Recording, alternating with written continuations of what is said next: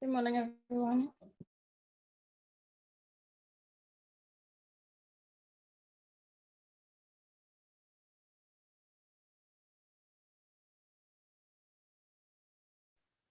Morning, morning.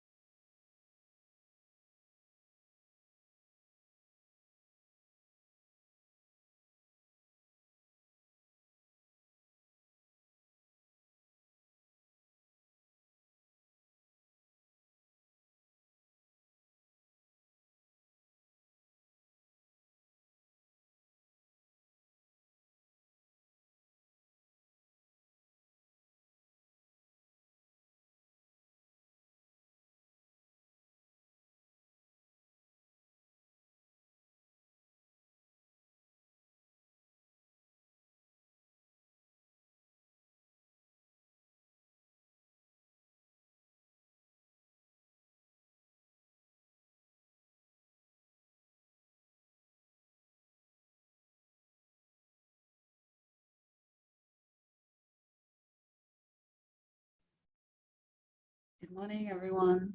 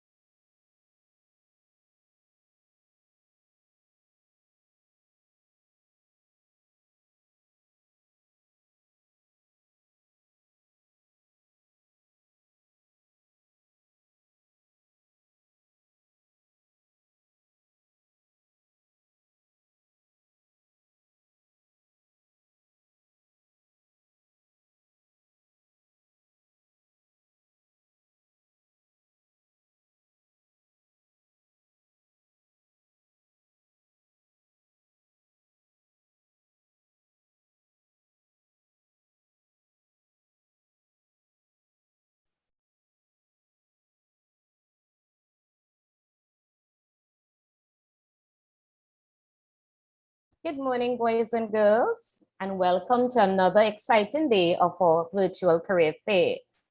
Group A, we know that this is your second day. We also know that you had fun on the first day, and we promise that today will be an exciting day just as well. Let's get ready for the prayer.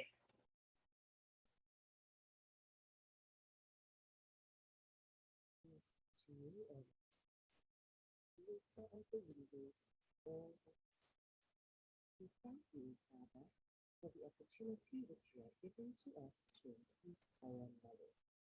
May your divine grace enable us to study hard, use what we learn for the good of our fellow citizens. We pray that you will free us from selfishness, love, greed, hatred, warm our hearts with love, fill our minds with understanding, strengthen our wills.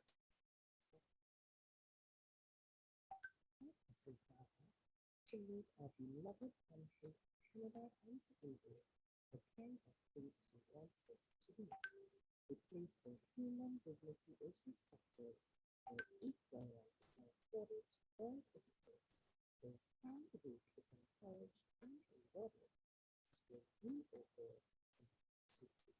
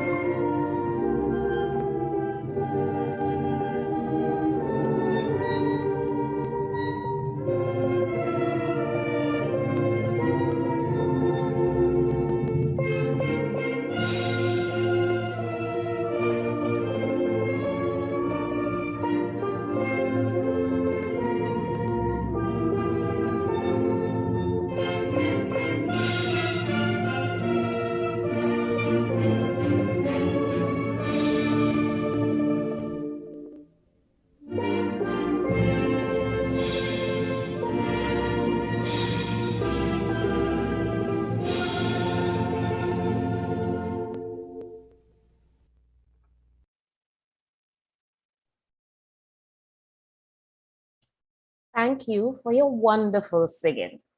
I'm sure you all sang lustily.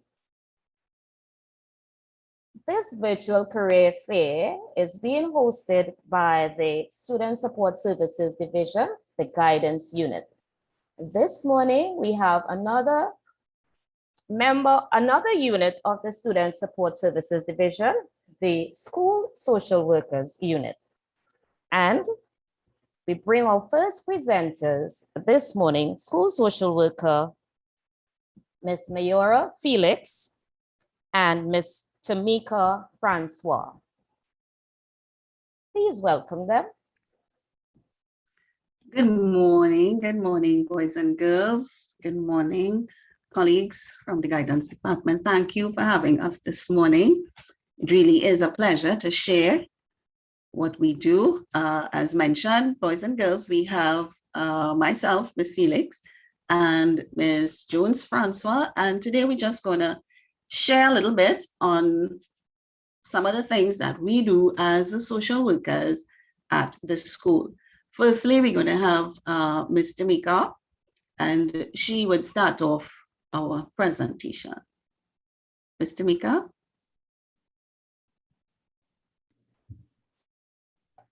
Hi, good morning, boys and girls. So as Ms. Felix said, that we are social workers at the Division of Student Support Division, and we are here today to tell you a little bit of what we do as social workers, okay? So I want you all, to listen up as I share what social workers do, okay?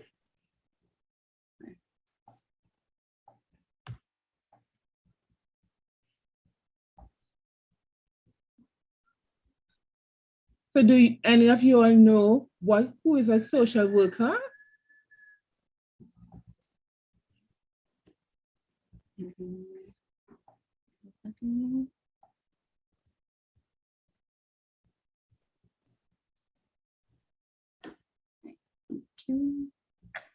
Okay, I'm not hearing anyone.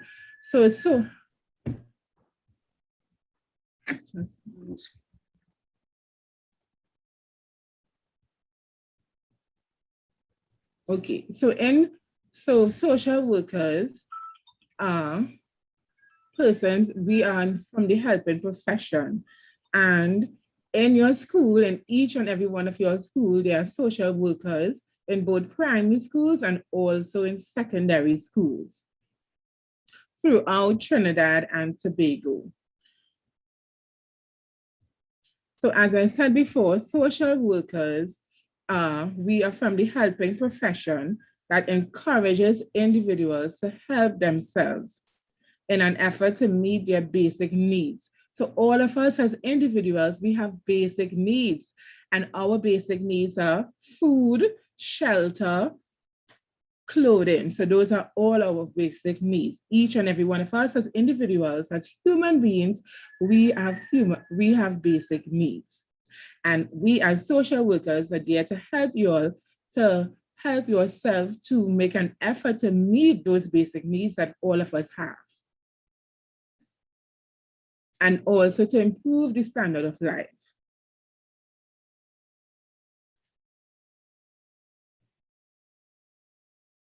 Okay, so social work is a profession that is a blend of psychology, sociology, and counseling. Okay. So in the school, if you all know, I'm not sure if any of you all met. Excuse me, Ms. Jones. Hi, are you sharing your screen with us, or do you want me to share? Oh yes, I would like you all to share, please. I thought we would have asked if we could have gotten you all to. All right, no problem. Sorry about that. No. Okay. Thanks so All much. right, no problem.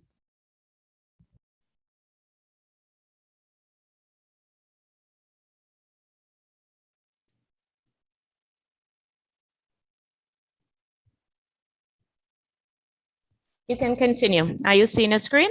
Yes, I'm seeing. Thanks so much. Okay, go ahead. Yes, we are.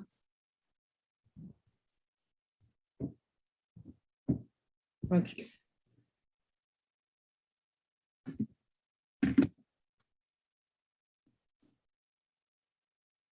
Right. So as I said before, social work is a helping profession that encourages individuals to help themselves in an effort to meet their basic needs.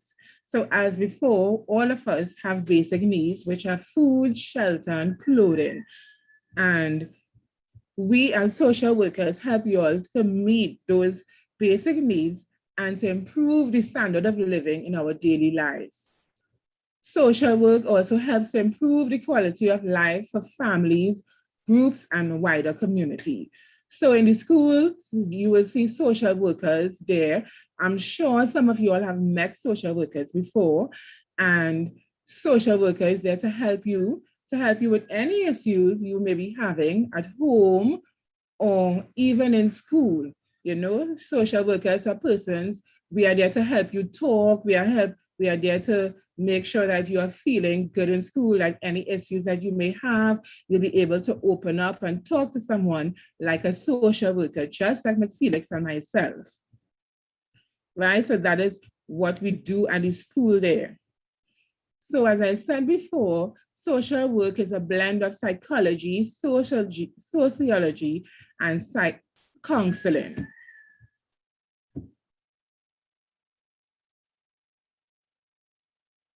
Okay. So we have different types of social workers. There are different types of social workers. So in the school, we are called school social workers. And school social workers are there, as I said before, to help in terms of meeting your basic needs and any issues that you may have or encounter during school or at home. We are there to help you to talk, to make you feel comfortable and help you resolve those issues that you may be having at home and also in school, or even issues with your friends. Yeah.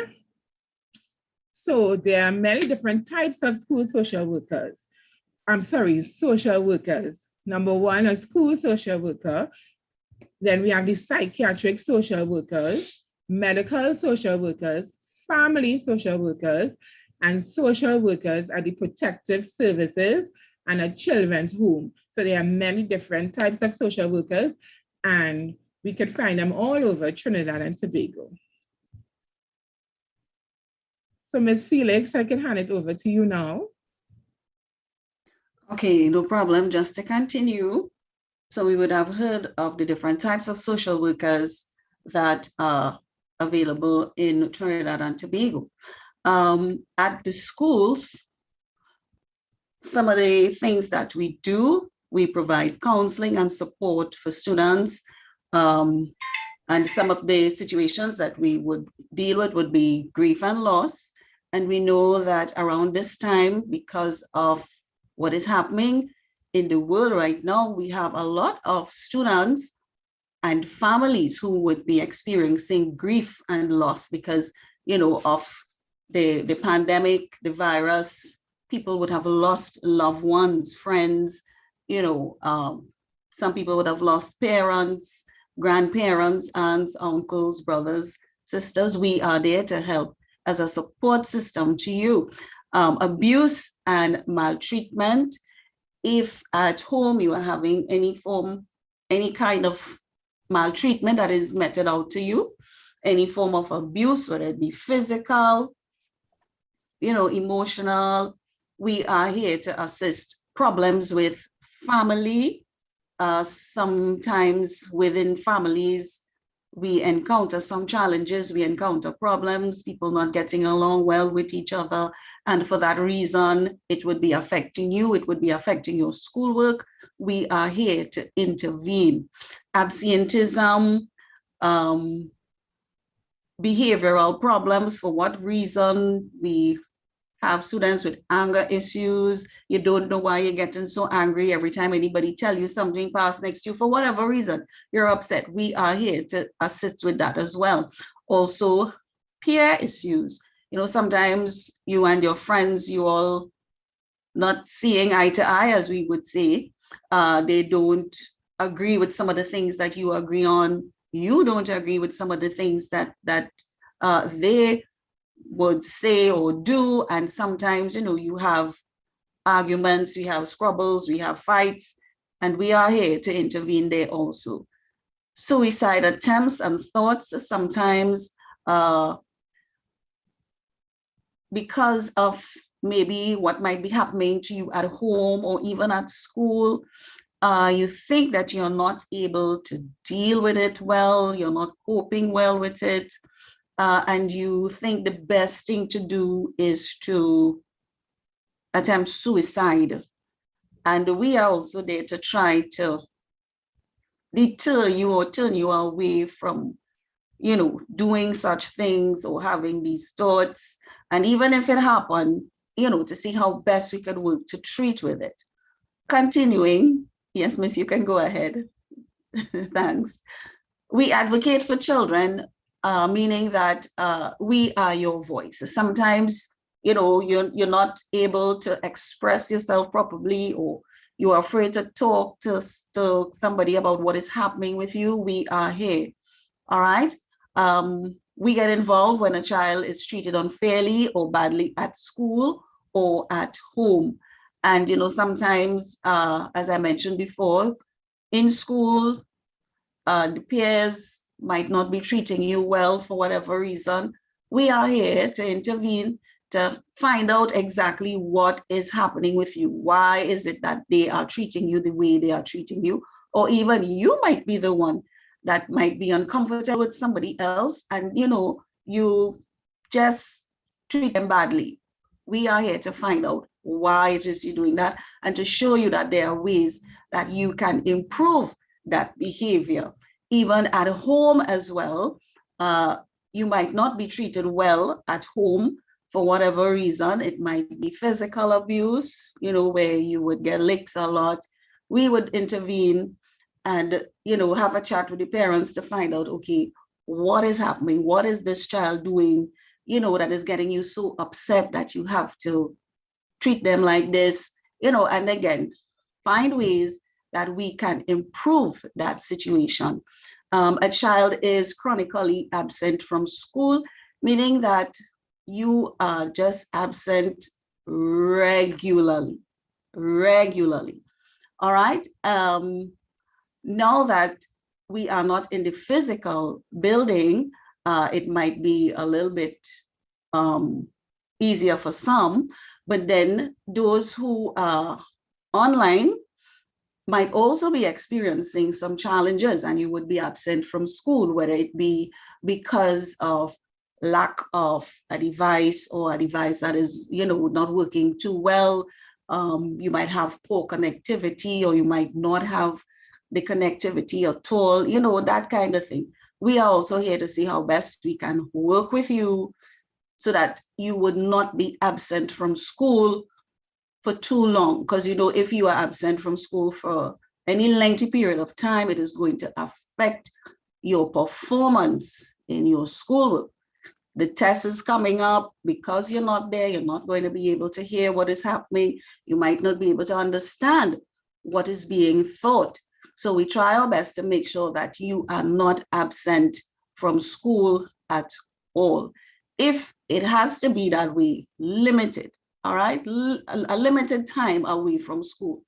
A child's needs are not being met, all right? He or she is not being sent to school. You're left at home, constantly unsupervised, being denied meals, not being able to play or go outside, or, safely express yourself. Some of these things, we have some children who experience some of these things.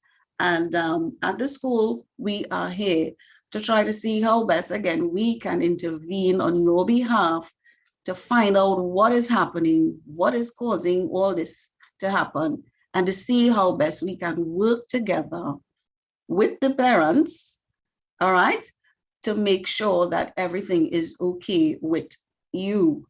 A child is being abused. Again, well, we would have spoken of physical abuse. We also have sexual abuse and emotional and mental abuse as well. We also intervene in that way.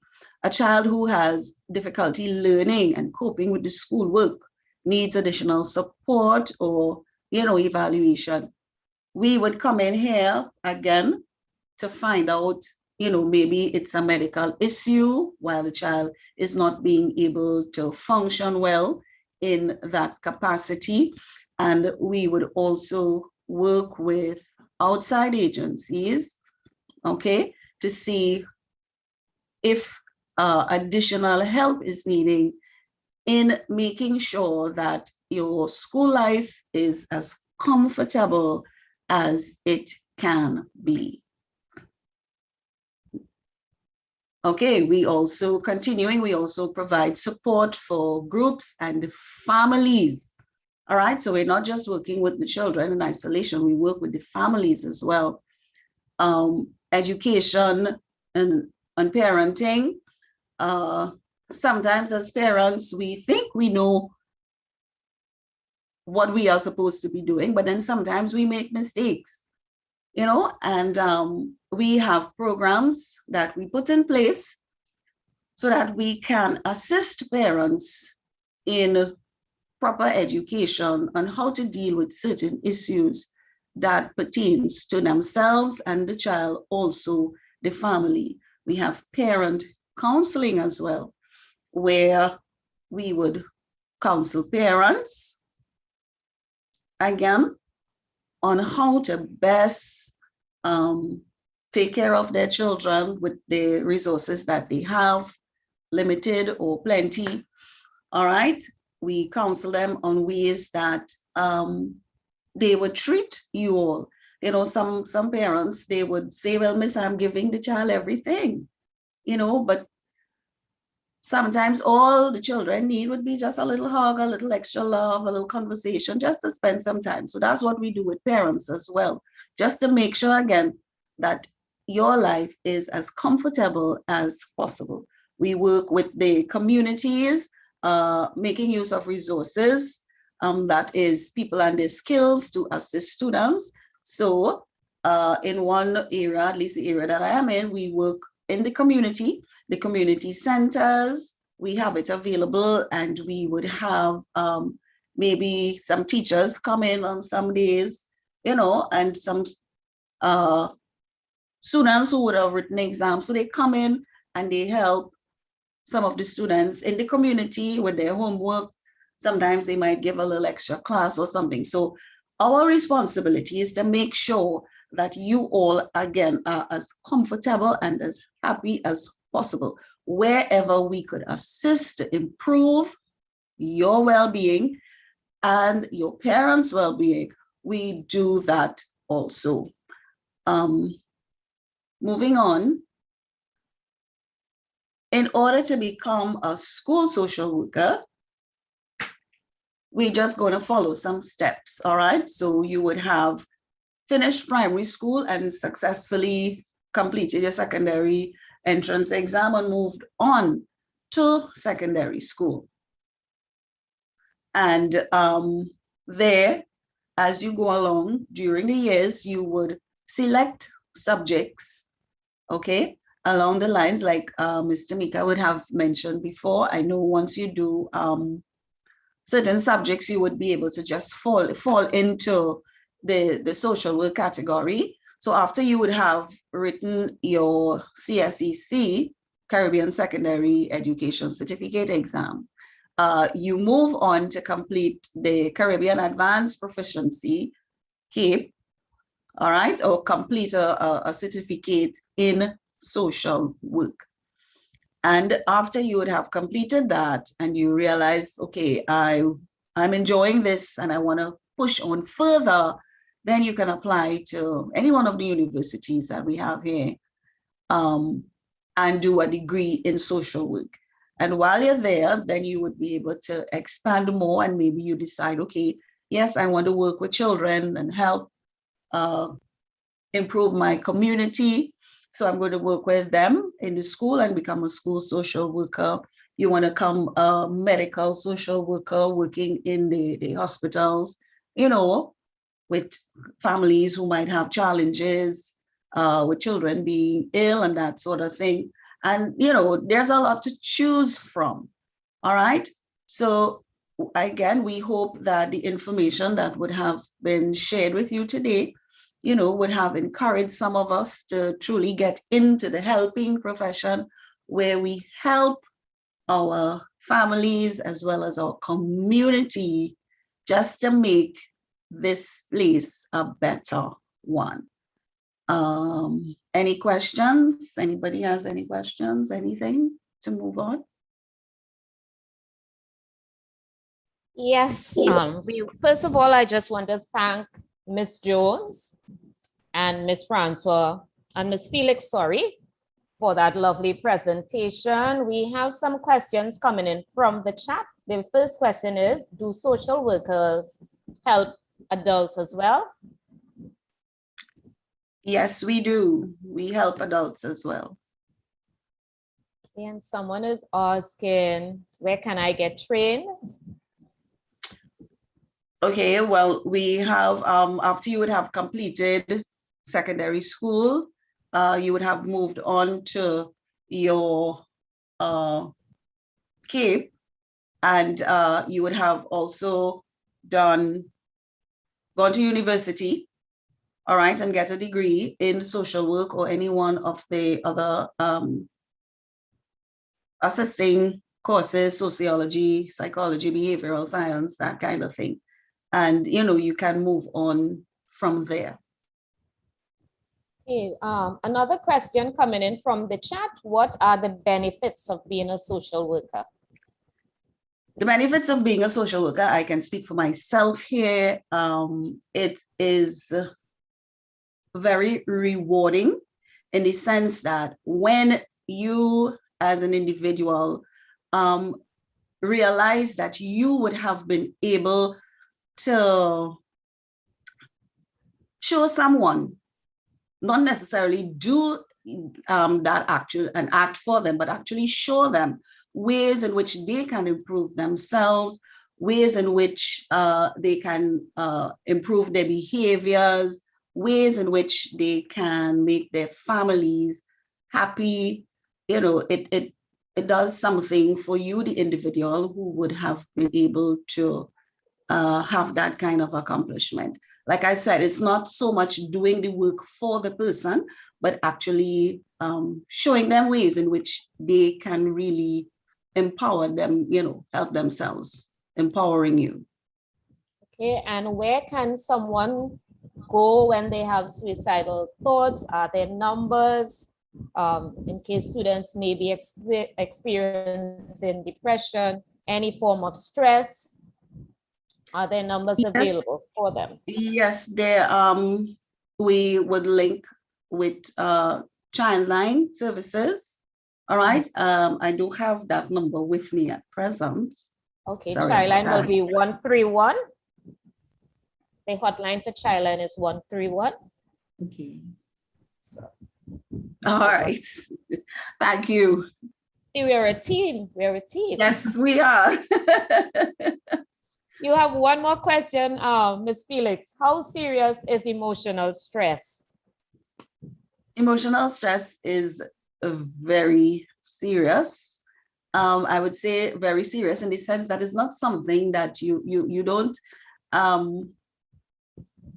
you might not see it physically on an individual's face or, you know, body language immediately. It takes some time because emotionally you'll be dealing with all your thoughts and your emotions and that kind of thing. And, you know, is not to say that you might have a contrary thought, let me use that word, a contrary thought, and, you know, it's going to show up and somebody's going to recognize, somebody's going to see it.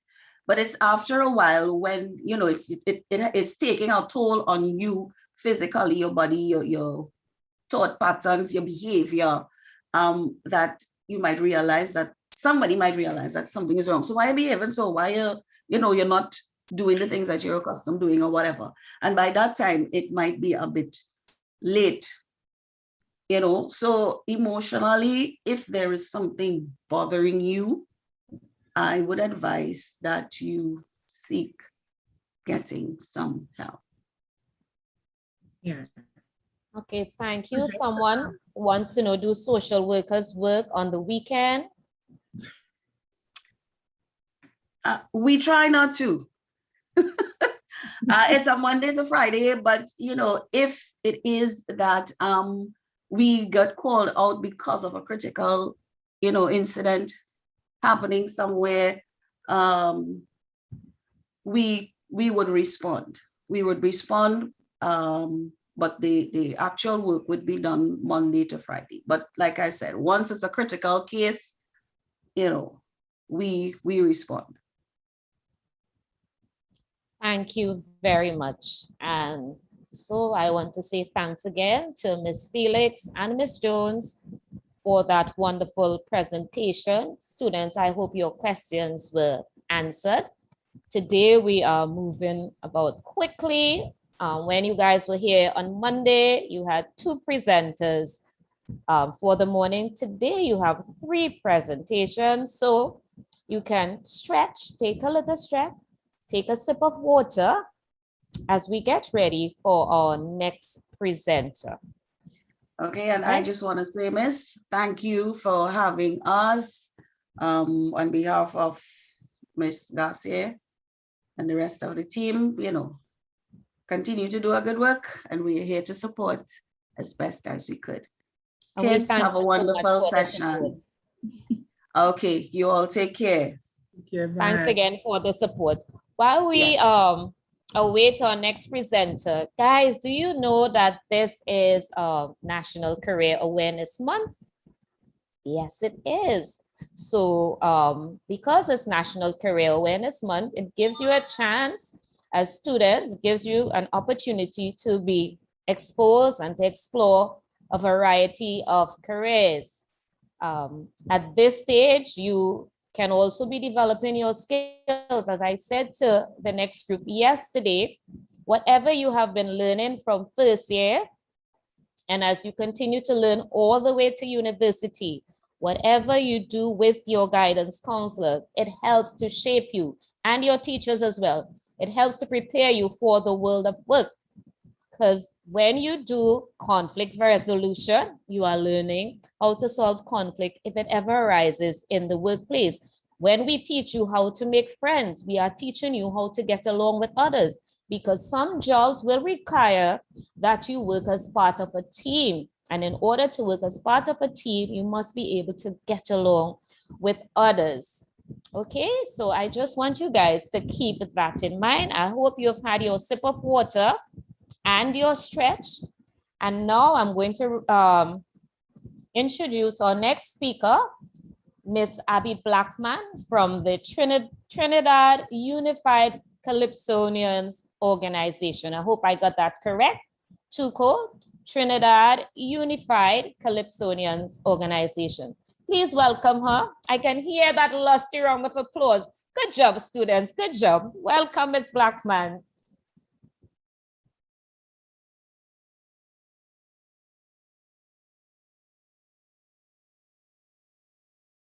And someone unmute Miss Blackman's mic, please. Miss Blackman, you're still muted. Oh, okay. Are you Yeah, you're hearing me on. now? Yes, we can. Yes. Right. I'm glad to be here. Well, as the person who introduced me said, my name is Abby Blackman. I am the daughter of Rash Shorty, mother of Nyla Blackman, sister of the many Blackmans. I'm just going to name a few of them: O.C., Sheldon, Nihilet March, and Isaac Blackman. So without any further ado, I always start my sessions, whatever session I'm doing, with a prayer. Right? So let us close our eyes, pause for a moment, and let us pray. Lord, we give thanks today for your presence in this career awareness fair. We bless the students present and the Ministry of Education for putting it on. In holy name, amen. Right, so the agenda, I'm going to give a brief thing about the agenda today. The agenda for today is the artist. That's the main thing that we're doing at present. The artist with, and we're going to go through A, the academical requirements, B, occupational requirements, C, a little history of calypso in the extempo melody, and D, the making of soca, right? I will have a little song to go along with that too as well. And we will touch on a few things because we don't know, we're going to go through it briefly so that you can get a grasp the whole thing. Artistry is a wide, very, very wide thing. So we're going to touch on voice, composing, costuming, and performance, right? So first, let's get oriented. So I want all the students there to stand, right? I'm going to get into a rhythm. What I'm going to do is repeat, you need to repeat after me, but I'm going to sing the repeat, so we will sing together, right? So this is called an affirmation in song. Let's go. We can do anything we want. We can do anything we want. We just have to want to do it. We have to want to do it. Anything we want, anything we want. We just have to want to do it. We just have to want to do it. Never underestimate the power of your mind. Never underestimate the power of your mind. Never underestimate the power of your will. Oh no. Never underestimate the power of your will. Oh no. I never underestimate the power of your mind. Never underestimate the power of your mind. Never underestimate the power of your choices. Never underestimate the power of your choices. We have the greatest power. We have the greatest power. We have the greatest power. We have the greatest power right within ourselves. Right within ourselves. We have the greatest power. We have the greatest power.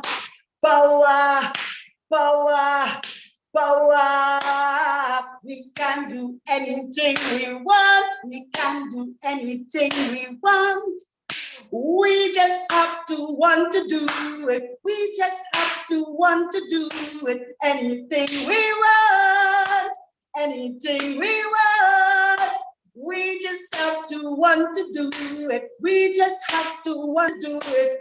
We just have to want to do it. We just have to want to do it. We just have to want to do it. We just have to want to do it. Thank you. Give yourself a round of applause, man. That was really good. I hope everybody had joined in because it's important to believe in what you do.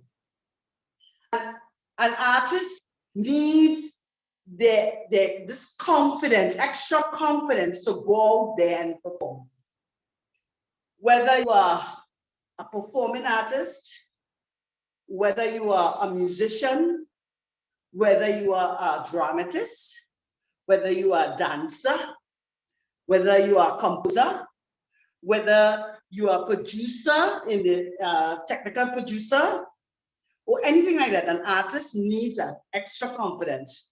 So if you're thinking about doing this as a career, you need to, I need for this moment, you need to build your confidence. So feel confident. Let me hear you say that. I feel confident. Again, I feel confident. So after we have done this orientation, let's take a few breaths. Breathe in and out.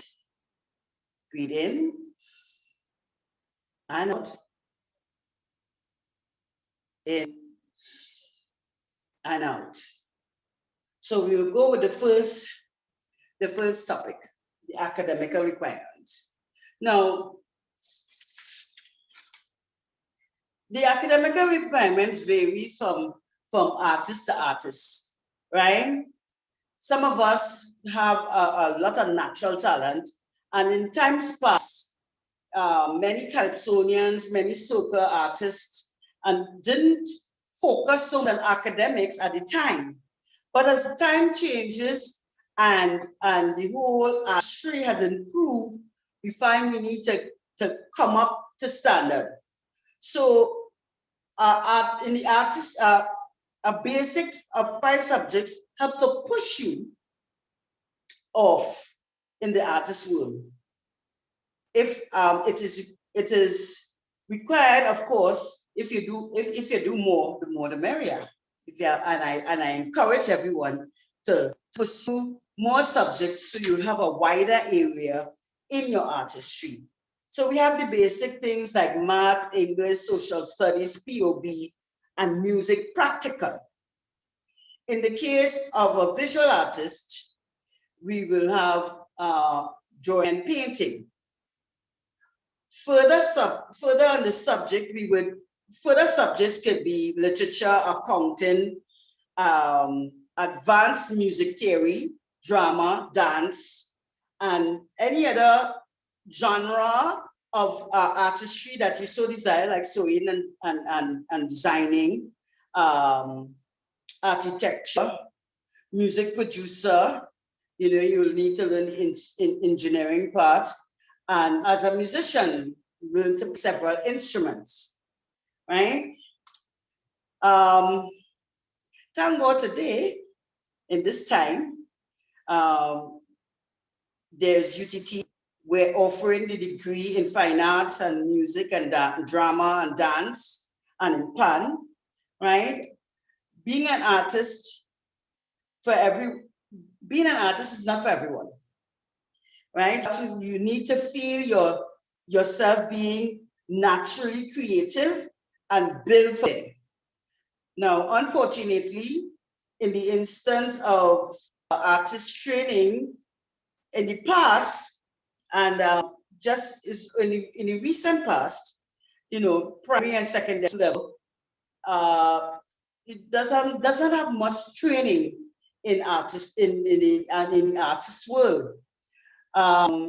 Until recent, and I have been a part of that recent thing in school where you have the visual and performing arts being taught at secondary school level. I don't know for sure about the primary school level, but I know at secondary school level, right?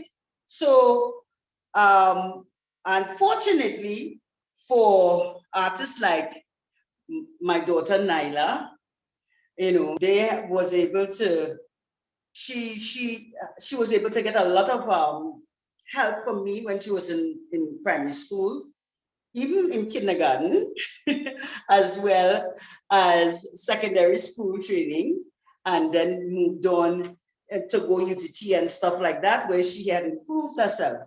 But in the meantime, while she was going to primary school and secondary school, I afforded her to go and take classes in guitar playing, piano playing, pan playing, doing Indian dance, doing modern dance, doing folk African dancing, and many dancing courses, and as well as courses in drama. You see, because a full performer needs to know every aspect of artistry so that that one product will be able to shine through in every, right?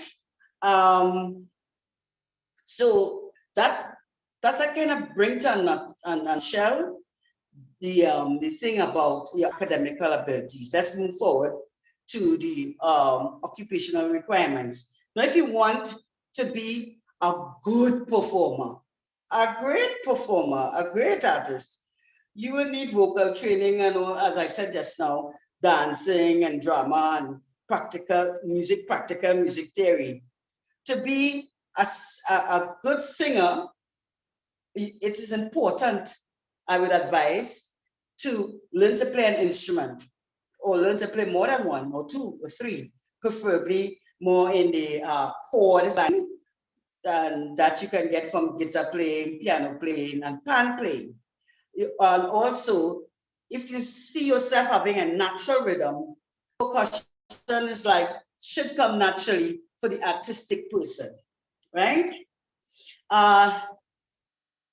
There are things that we need to understand about ourselves as novice in the artistry. You start to notice that, hey, I like music like this, and I can even choreograph a dance piece naturally. When you see that happen yourself, encourage your parents to send you to classes. I hope that some of the parents are listening. So if you see your child have a natural knack for artistry, send them to guitar class, piano class, pan class, learn to play drums. It's important so that they could chart a way forward for them and they will have a good foundation. All right, so the next topic is I want to give you a little history because I'm from the TUCO, the calypso organization. I was recommended by South Central. So I try to bring a little bit of the history, in an extempo melody. So I want you to sing along with me. I know everybody know the extempo melody, and so we will start off with a love way, and I would sing the verse. Listen carefully so you can get the history, and we sing the love way together. And at the end of the verse, you know what you have to say? Sani mani te. Right, let's try. Ba-da ba-da ba-da ba-da-da. Ba-da ba-da ba-da ba-da-da. Ba-ba-ba-da ba-da ba-da ba-da ba-da. Sani mani te. Calypso was brought to Trinbago land by the Africans through the oral tradition, drum, rhythm, and rhyme with contemporary instrument influenced by the English, the Spanish, and the French. Calypso was born when the slaves were free. On the rubber top, we put a melody. Now that this verse is finished, you know what you have to say. Sani mani te. Ba-da ba-da ba-da ba-da-da. Ba-da ba-da ba-da ba-da, sing the love way. Ba-da ba-da ba-da ba-da ba-da ba-da. Sani mani te. Calypso was built around everyday happening, scandal, social, or even cricket playing. Some of the greats, I just want to name a few: Lord and Villa, Attila the Hun, Jimmy Spoiler, the Lion, and the Mighty Duke. Calypso Rose, David Rudder, Chuck the Sparrow Kitchener, singing Francine, Sandra Crazy, Jenny Plummer, and the Pretender, Rashoti, Stalin, Relator, Terror, Valentino, and the Explainer, Sani Mani te. Bada bada bada bada, sing it out, boys. Bada bada, sing it out, girl. Bada bada. Bada bada bada da, Sani mani te. I hope you enjoyed that little GT that gave you a little history of Calypso in a nutshell. Right. So we move on now to soca. Now Calypso have many offsprings. Right? Offsprings of Calypso is soca, chutney soca, rapso, and jamu. Those are the more known ones. So they may have some other little genres coming out of the root of Calypso, but these are the main ones, right? And so Calypso was in the making a long time ago. My father, Lord Shorty, Ras Shorty I, started this process in 1962, where he was blending the Indian and African rhythms together to create today what we call soca. And with a song he called Indian Singers at the time, and then we move on to Indrani, and then we went to Shanti later on. But the first soca was born in 1975 with a song called Endless Vibration. After which, the next year, Kitchener made Sugar Boom Boom, Sparrow come after and made Marigin, and many of the other calypsonians start doing soca, Crazy, Poser, Scrunter. Everybody start doing soca, and soca, that soca would take off until we have today many, many, many soca singers, of which soca singers today make quite a bit of money doing soca, because it's, you know, it's fast, it's jitty, and it's able to appeal to the average person all over the world. So soca is being expressed all over the world today. And so I bless my father, God bless his soul, for creating soca so that you can have an opportunity to have a career in music, right? As young people. Okay, so I want to leave out the song because there are many songs and you know them all. Right? But I want to touch on a few things in the whole artistry thing: the voice, composing, costuming, performance, and the importance of these things. Now, just to explain a little bit about your vocals, this is our first instrument, our natural instrument. But the voice is the only instrument that is affected by emotions. So one of our, you would hear the teacher before, or the moderator before, talking about the use of controlling your emotions, and this is why social studies is one of the subjects that you should do. And if you can go on further to learn a little bit about psychology and everything, you will know that you need to collect yourself and be calm so that your voice can be, that you can have control over your voice. As I said, the voice is the only instrument that is affected by emotions, right? So sometimes if you're feeling sad, you find, your voice have a melancholy tone, and it might not be a song that needs a melancholy tone. So that you need to be in charge of your emotions when coming to the voice. Composing, I wanted first to do one exercise in vocal training. Now, we will use the universal sound, which is ah. When you come into this world, wow, ah is the song that makes us come into the world. When you are feeling sad, when you are surprised, ah, when you're angry, ah, when and everything, when you're startled, you say ah. Even when you die and you leave in this world, you say ah, you let out the last breath. So I want everybody to take a deep breath. I'm going to do a simple breathing exercise to open up your lungs. So it goes like this. 1, 2, 3, 4, 5. Turn the hands over. You're not seeing my hands. and then you let out the air.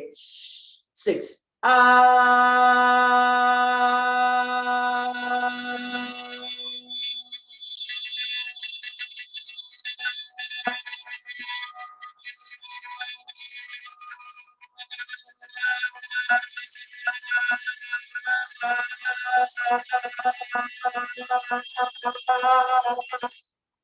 Until all the air is out.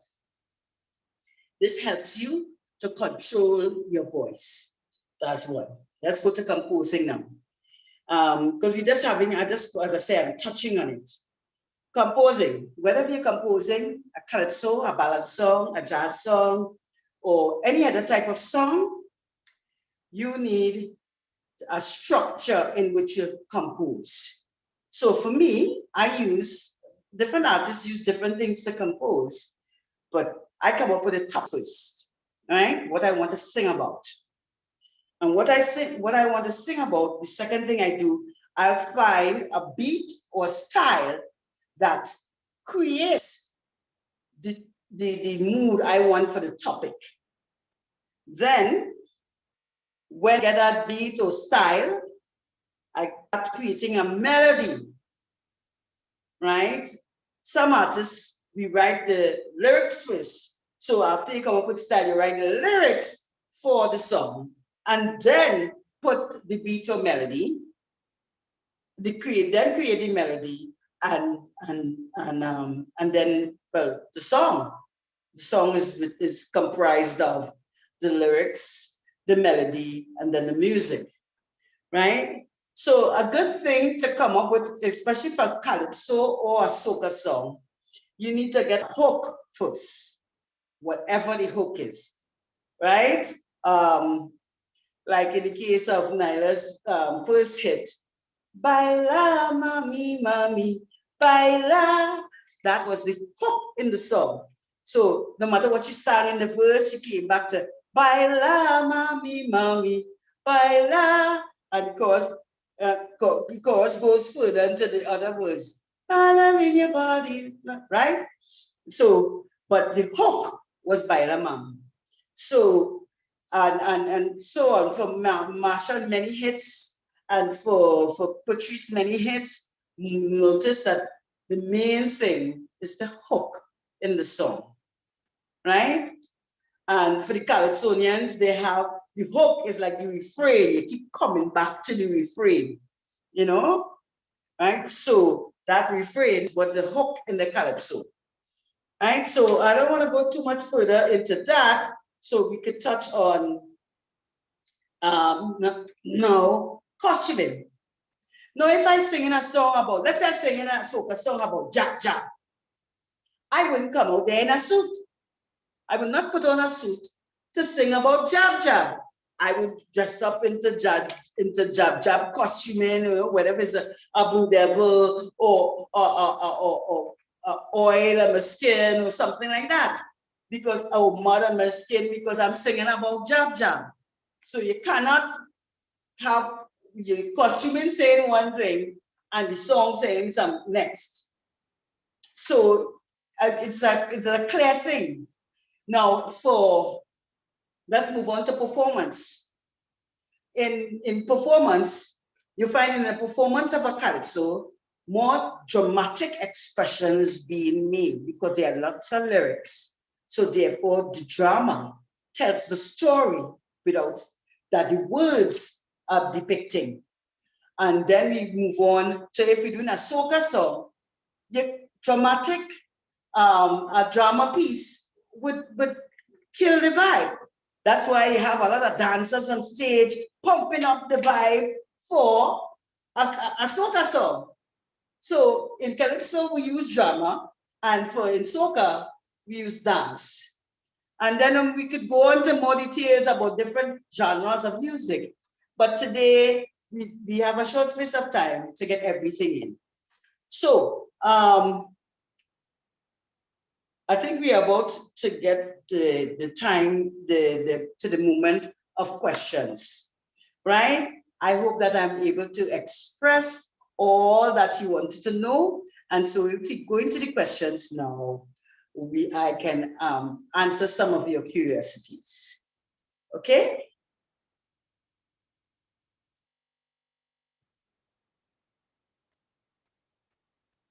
So I need to get the questions. Thank you.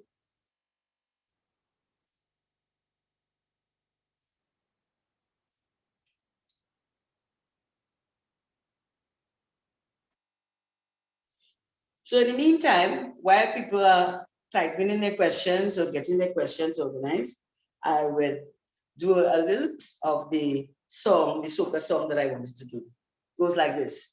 Indian and African rhythm, the roots of the sweet soca vibration, root soca, root soca. Indian and African rhythm, the DJ pan and pan to ram jam, yeah, sweet soca, oh oh, root soca, eh eh. Pa da da da da da, like it comes again. Pa da pa da da da da da da da da da. Right. Then the roots of soca is the combination of East Indian and African rhythms. So are we ready with our questions now?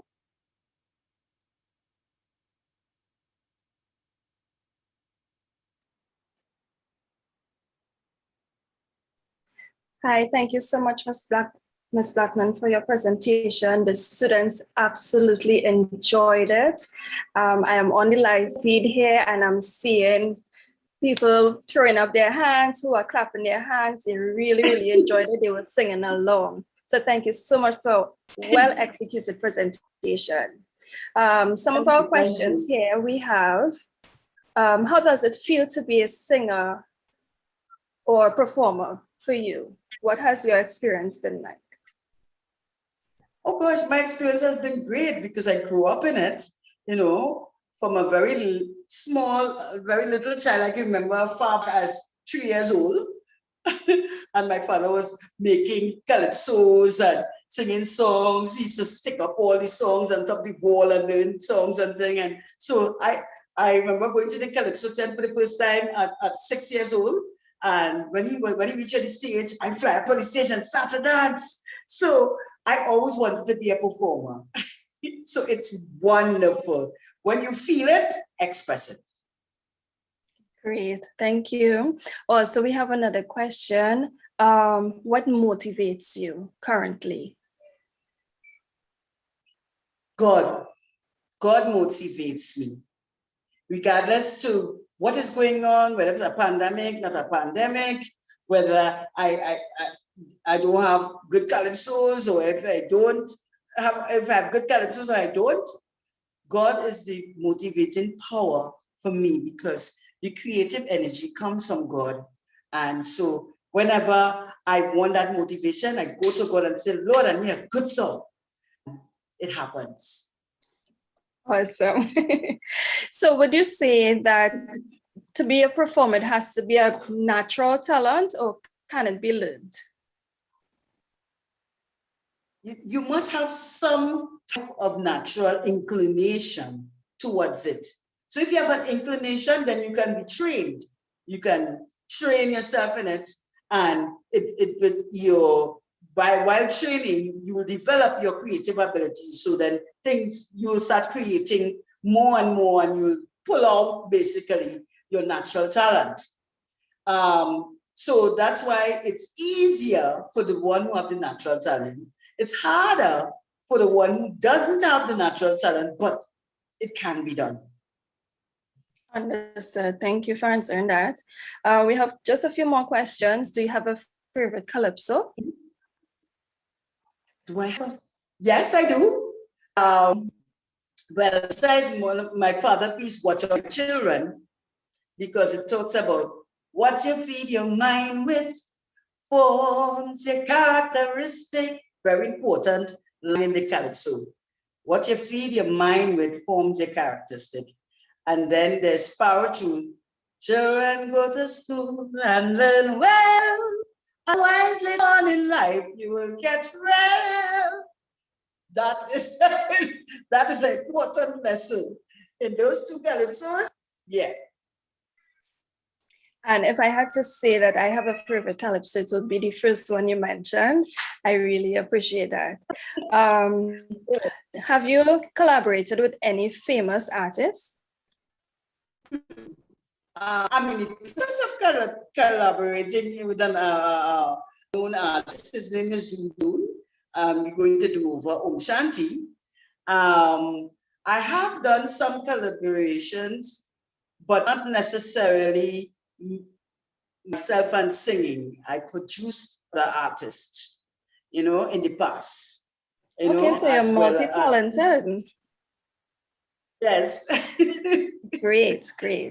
I like that you give variety so that the students understand that you can't, that is not only to be a singer, but you can also produce and design and write and stuff like that. I really appreciate that. Can you name some of the countries you would have visited performing? I went to Europe, parts of Europe, England. Well, no, I didn't go to, we planned to go Paris, but we didn't end up doing that. I went to Malaysia. I went to Beijing, China. I went to, oh gosh, I had the opportunity to go to Africa, Kenya, Uganda, all those places, but I started teaching music and didn't leave teaching because I already started doing it, right? But I went to the States, quite a different parts of the United States, New York, Boston, and all of them in the United States. Some of them I can't even remember. I went to Canada as well, and all over the Caribbean islands. Thank you. So our final question here, it's related to your daughter. We know you seem very proud of her achievements. You seem very proud of her as an individual. So students are asking, what if you motivated her to get into the field of performing, and what are some of your proudest moments of her? Well, I realized that I motivated her because when she was just 3 years old, she said, Mommy, I want to be just like you. I said, okay. And then she came and repeated again when she was about 8. Mommy, I want to be a performing artist just like you. You know, but at that time she started she had a little book of drawings that she used to do. We observed that she was very much into artistry. She started drawing a lot of things and compile them in a book. And she came a day and said, Mommy, I have a book of painting and drawings. I said, oh, you? She said, yes. And she said, my book have a name, you know. And I said, what is the name of your book? She said, ta-da! That was the name of the book, ta-da. Anyway, my proudest moment is when she was just 4 and she sang in the Jack calypso competition and bravely went on the stage and have expressed herself. And the one is when in the school soca monarch, the day before the school soca monarch, she sprained her leg. And so she still went on the stage and performed like if, you know, nothing was wrong with that leg, and she came second. And it was a grand moment. You know, I was so proud of her. She braved it no matter what was happening, the show must go on. That was one of my proudest moments. And then recently, the proud moment of her, something that only Kitchener has done, to come first and second in Panorama with her song last year, More Soca. So that was a recent proudness. I've been proud of Nyla all over the years, doing all her artistry. Wow, you sound like such a proud mom. I feel like if I'm experiencing it as well, and I'm sure the students completely understand the joy that you're feeling, and they would want to have their parents feel that same joy as well. So, Ms. Blackman, I want to thank you again for your wealth of knowledge and experience, for sharing it with us. We really, really appreciate it. And we would love to have more of you again. Okay. Some students even said that they remembered you coming to their schools and they really enjoyed your time with them at their school. So we really appreciate you and all that you have done and all that you're doing. Thank you so much for your time. It was indeed a pleasure. So you can join us backstage, and now we'll hand over to Ms. Neves. Okay. Thank you again, Ms. Blackman, for such an excellent presentation. We really enjoyed it. Thank you, students.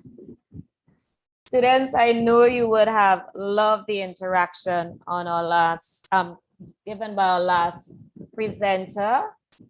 I hope you guys will be budding calypsonians, budding writers, music producers, musicians. I hope she has inspired you in some way or the other. We're moving along on into our next presenter, Mr. Mark Pory from the Maruga Hill Rice Company. Mr. Pory, you're up. Hi, good morning, everyone. Guidance Officer Hercules, Guidance Officer Bond, Miss Neves, Miss Ramdani. Pleasure meeting you all. You all gave me a hard task, after Miss Blackman. I don't know if I can be as spectacular as she was. The main thing I want to discuss with the young people today is I want to take away the perception that agriculture is about back-breaking labor and it's all manual, right? I actually come from a merchant navy background. That's my formal training. And I did marine engineering as well as marine navigation and management. I am the vice president of the Maruga Hills Organic Producers Association.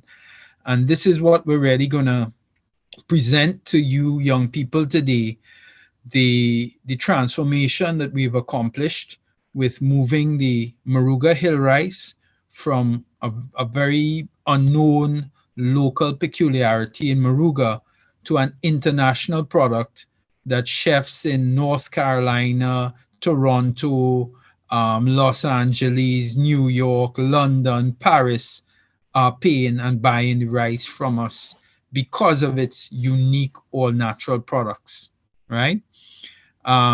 Just before, if you could skip back up one slide, please, Miss Bond, if you're helping me there.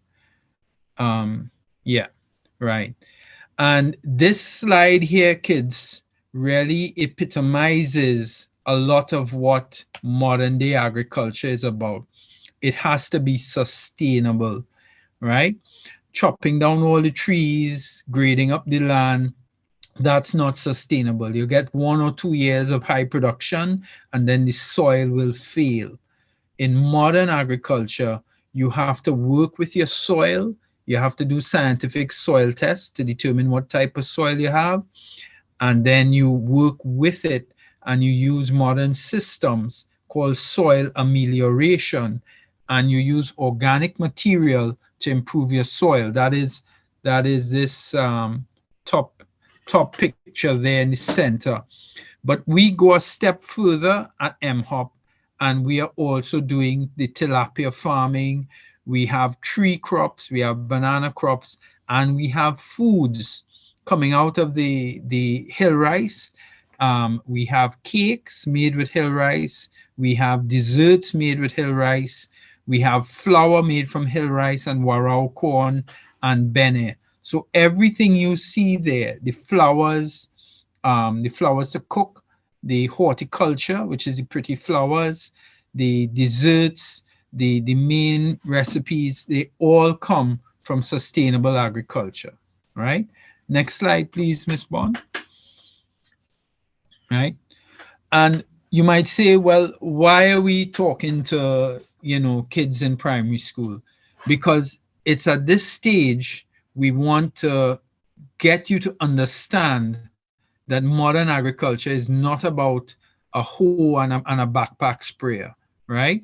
We want you to understand that there are mechanical systems. You may not have seen them in your community, but they do exist.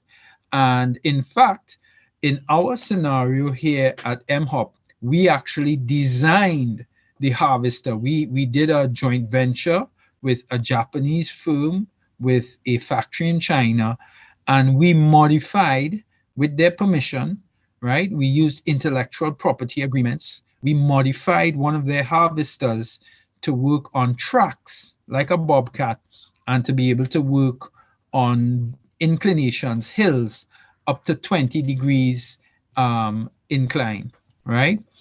We've partnered with Adopt a River in Trinidad and Tobago so that we teach the importance of using no pesticide, using no inorganic pesticides, using natural pesticides made from neem, made from sunflower seed, right? These are the things that we actually use to keep away the pests from the rice and the warao corn, right? Taking care of the rivers, taking care of the waterways that pass through our estates. And then we also are teaching people to appreciate their history, appreciate their culture by showing them that the food, the traditional food of your ancestors is actually very healthy, very beneficial, and very lovely. A lot of you kids would know about pizza, but very few of you know about Bennett chutney, right? Very few you know about chalta. Very few you might know about Maruga Hill Rice Tum Tum.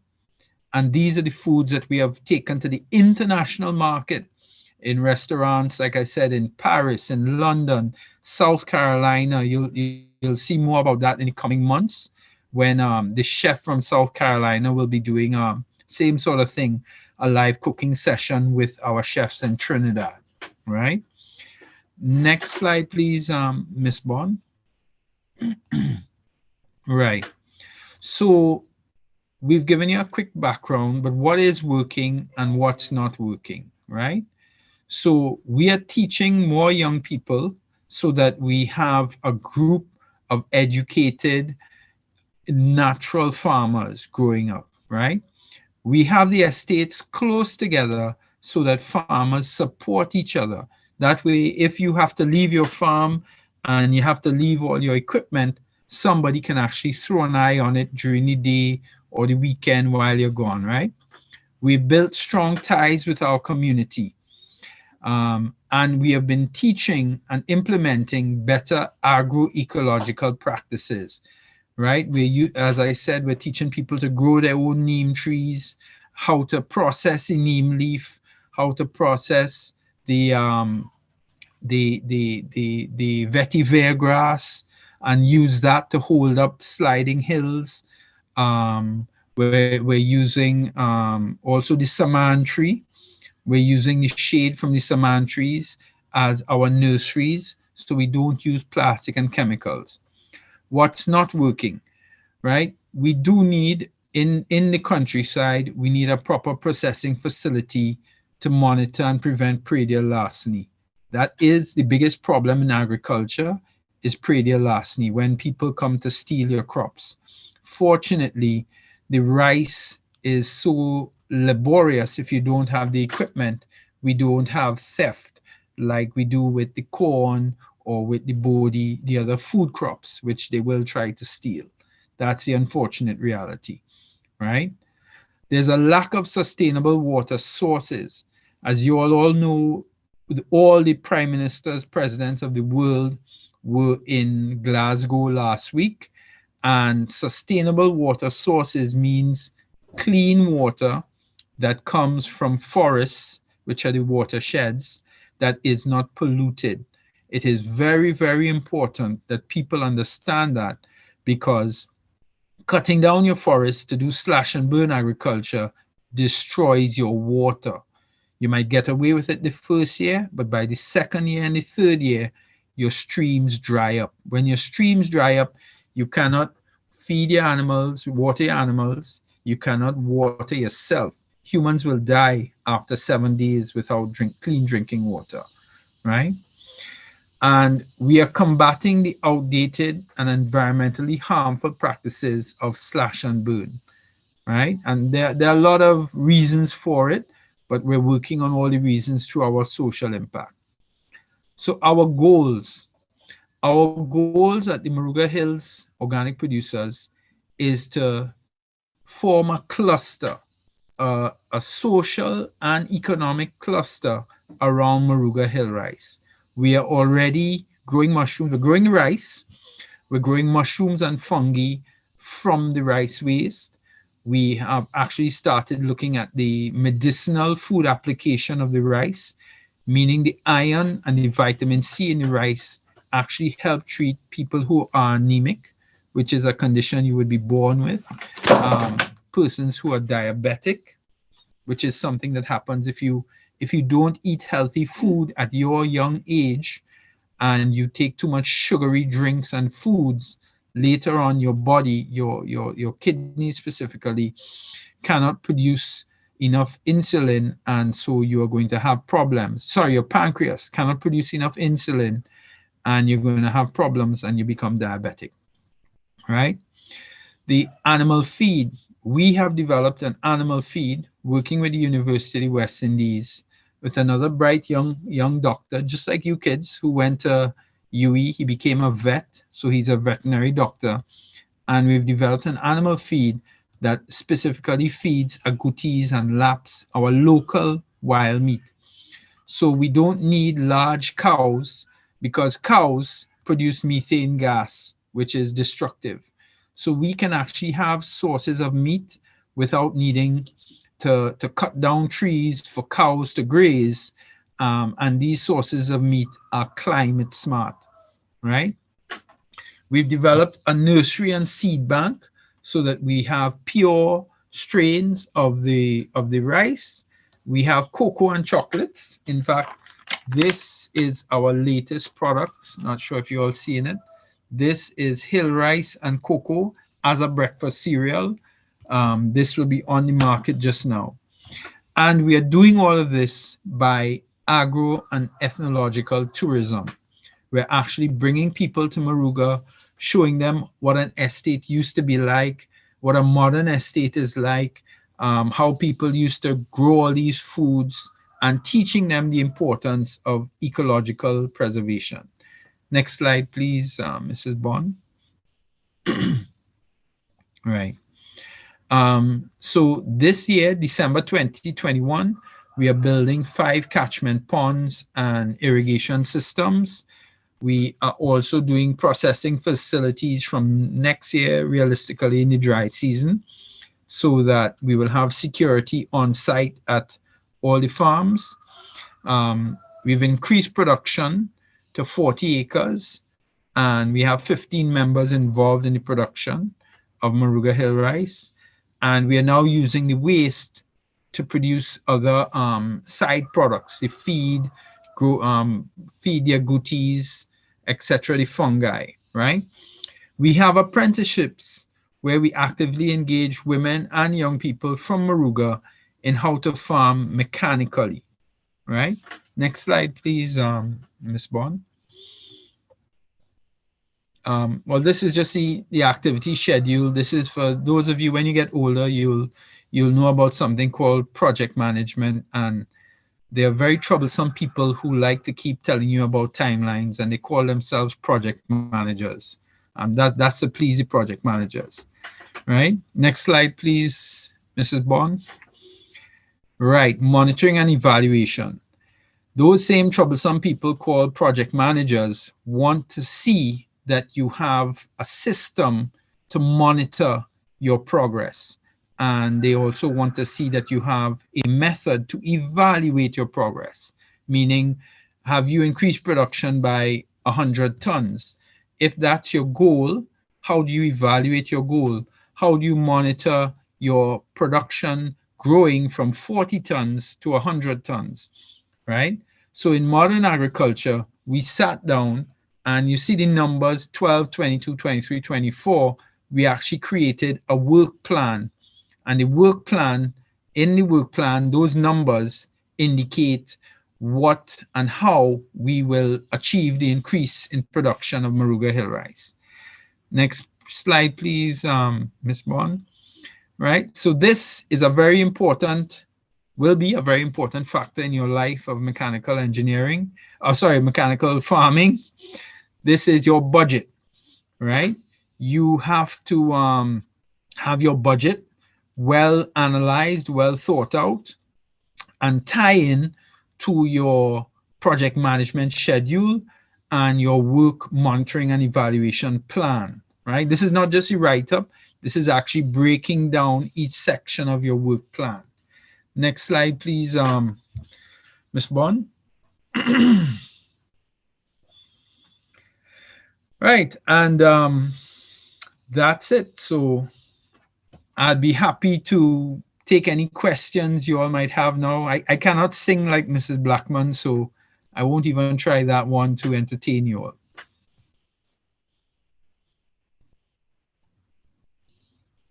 So Mark, thank you so much for your presentation. It seems that that's a very exotic side of agriculture. I was very pleased to learn some of the interesting facts you shared with us. I have some questions for you coming from our student chat. The first question is, how long have you been growing rice and farming? Well, that's a brilliant question, right? I started off at the age of about 4 or 5 with my grandmother, doing it the traditional way, walking. My grandmother would be walking in front and punching the holes, and I would be walking behind, dropping some seeds in the ground. But when I went to sea at the age of 18, I was able to, my career took me to the Middle East. And when I was living in Bahrain, I went into the desert. And in the deserts in Bahrain, between Bahrain and Fujairah, I saw they call them the Emiratis growing peaches on mountains similar to our northern range, but absolute desert. And it got me thinking about the difficulties of planting hill rice, because here they were pumping desalinated water from the Indian Ocean about 400 miles up into a mountain and growing peaches and strawberries and apricots, all the fruits they did not have. And when I came back home and I was doing some other things, my uncle said to me, look, none of the young people want to plant rice. It's too labor intensive. And I, with my cousin, I put my mind to it, and we came up with an initial planter, which was behind a four-wheel drive van. So I've been planting rice since I'm 4, so it's about 42 years, 43 years. But really looking at the challenge of how to do it on hills without all the labor input, I started that about 10 years ago. And since then, I've designed different machines that do it better and better because we get more yields from it. Yeah. Okay, thank you. So someone is asking, what is the procedure for planting rice? Because I know you just said you use machine. How does this work? Right. So what we do with the machinery, the mechanized system, we clear off the grass with brush cut, and then we use a machine like a big claw that takes off the grass without interfering with the topsoil. Then we use a process called minimum tillage, and while we are tilling, the machine behind it is planting the seeds in the ground, in the till ground. So there's one machine in front tilling, and there's the other machine behind sowing. So we will sow that acre or 2 acres, and then we will actually water it with an irrigation pump. And in about 5 days, the rice will emerge. When the rice emerges, we use our chicken manure and we fertilize the rice, right? And in 3 months, we come back with a harvester and we cut the rice, dry the rice, and then we mill the rice. So it takes about 3.5 months from planting until the rice is in a pack of rice. Well, 4 months, it's in a pack of rice on your grocery shelf. Wow, very interesting. What are the advantages of using the Moruga Hill rice as opposed to other brands? Question Right. coming from the chat. Right. So the Moruga Hill rice is a dry land rice. Because of that, the rice itself has vitamin C, like an orange. It has iron, like spinach, which a lot of people don't like to eat, but it's very good for you, right? And it's very high in fiber and has 0 sugars. So let's say you've, like your good guidance counselors, a little older along in life, but when you were young, you were drinking too much chubby and eating too much candy drinks. And your doctor said to you, listen, your cholesterol is high, your kidneys are under a little pressure, and your pancreas is weak, right? The realities of getting old. The Moruga Hill rice actually helps heal those internal tears because of the vitamin C and the iron. Further, the high fiber takes out, as you get older and your body is getting a little weaker, you will start to accumulate waste in your colon. And the Moruga Hill rice, actually high fiber, helps remove that waste naturally, because your body is supposed to take in food, remove the waste, and keep going in a repetitive cycle. If you're not removing the waste, it builds up in your colon, in your blood, and you start to have medical problems, right? So those are the main benefits of the Moruga Hill rice. And it was actually the Ministry of Health in Singapore who did a study, because they have a similar rice in Vietnam that they call Emperor's Forbidden Rice. And they used that as their study test participant against regular white rice, because they have a very high incidence of diabetes, high blood pressure, the usual NCDs, right? So that is the main benefit of Moruga Hill rice. The side benefit is it tastes great. So you can pair it with a pumpkin choker, you can pair it with fried chicken, But you have the fried air fryer, right, for the health. You compare it with a number of foods. It tastes great, and yet you're getting health benefits from your food. How do you source the seeds? Well, that is the most interesting part of the story, actually. The seeds came to Trinidad between 1812 and 1816 with the Americans. The Americans were a group of African Americans who were very industrious people who wanted to be free because slavery was still in effect throughout the British world, well, most all of the world. But these gentlemen and women had actually been given their freedom because they had fought for England against the American settlers. And even though England lost that war, they had to honor their obligation, and they gave the Americans land in Moruga. But those original seeds came from West Africa in places that are today Angola, Gabon, the lower side of Nigeria. They had been farming Oryza glaberrima for thousands of years. And the Oryza glaberrima had mutated. The high iron content was actually a mutation, a natural adaptation, and people ate it because they realized it helped with their sickle cell anemia, right? And sickle cell anemia was a natural mutation to deal with malaria.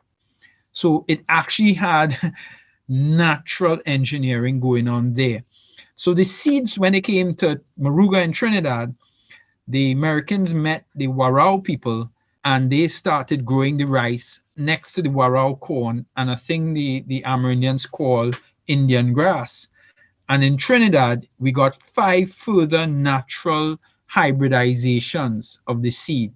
So today we have the original Bongo Farina longbeard, we have the Bongo Farina shortbeard, we have the Bongo Toffee, and we have the black hen, which is unique to Trinidad.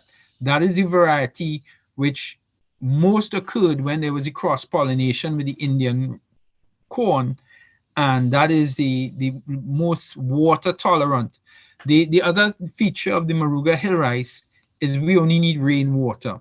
So whereas the rice you see growing by the highway going up to Grand Bazaar and that, they need 20,000 gallons of water to grow in, we can grow rice in 400 gallons of water. So that's a huge, huge difference. That's plenty water that you could bathe in, that you could cook with, that doesn't have to go in the ground for rice production. Yeah. Great. And thanks for that bit of history, especially since we're celebrating African History Month as well. Someone is asking, are your products found nationwide? Yes, they are. Our products are found in all the major supermarkets in Trinidad and in Tobago, and now in New York, in North Carolina, in South Carolina, in Texas, in Los Angeles, and in London. Wow, that's quite impressive. Another question, is working on a farm more difficult than working an 8-to-4 job? Well, I guess working for yourself is more difficult than working an 8-to-4 job. When you are working for yourself, when 4 o'clock comes, you still have to worry about production for the next day. How am I gonna get the guys in the morning? You have all the management level things to do, right? If you don't do it, it won't get done, right?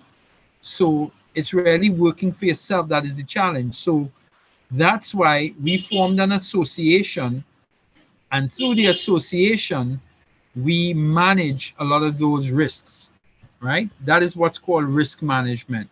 We take care of the challenges that one individual with his workers might find daunting to overcome, but through the association, the 15 of us, we can handle those more challenging situations together.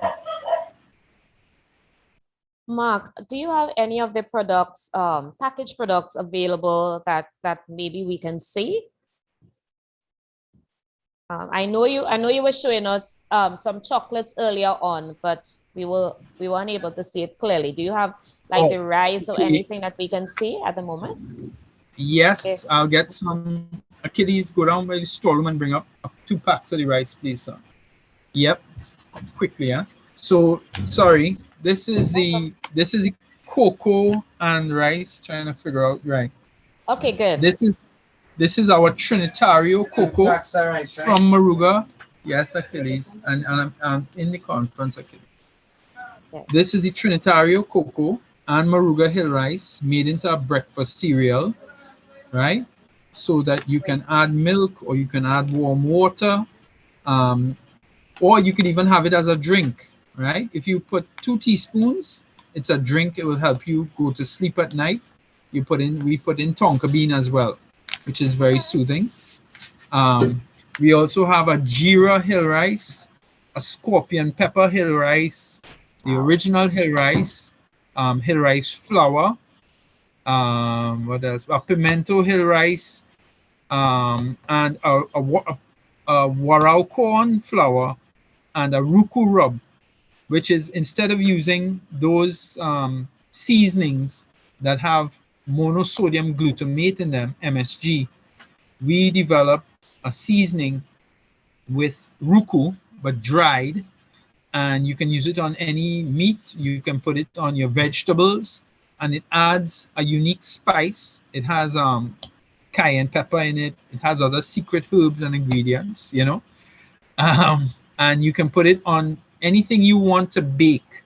So now instead of just having food one way, you can bake your vegetables, you can bake your meat, and it tastes different. It brings out the flavor in the meat without using MSG. Wow, quite interesting. What is your biggest seller though in terms of the rice? Because now I'm hearing that there's a variety of the pimento and the Jira rice. Which one of the variety would you consider to be a bestseller?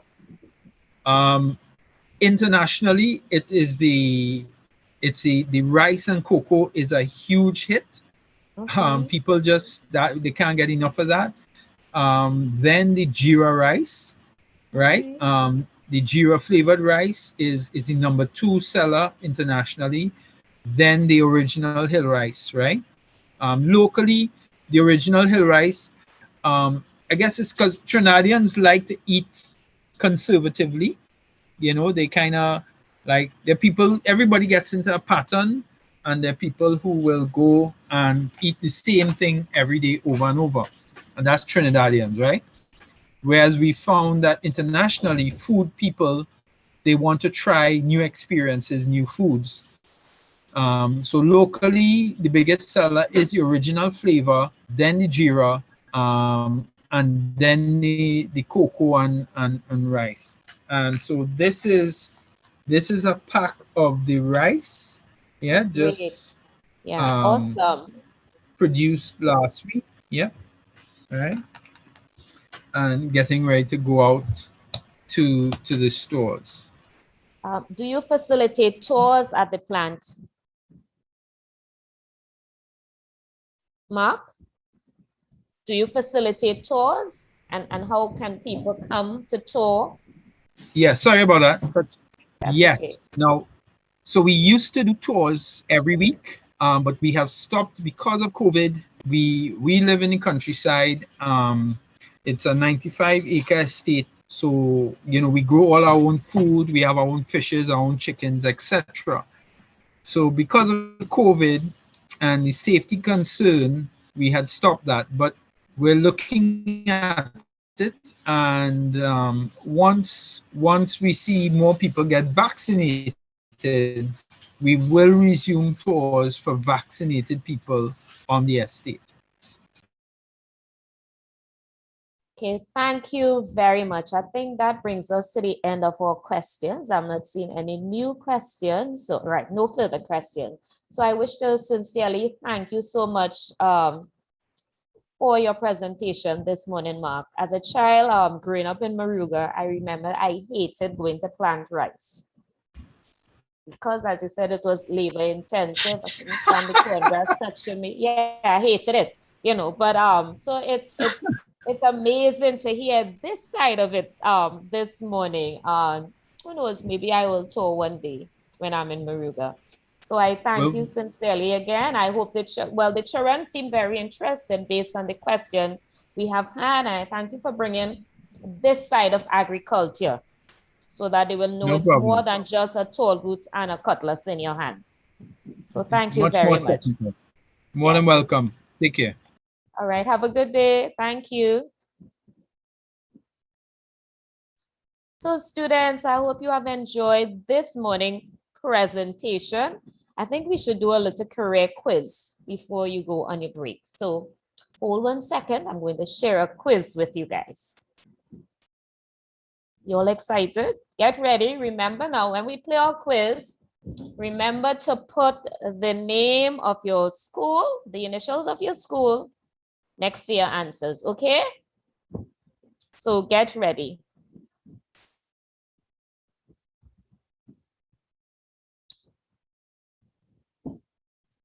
My quiz is not there.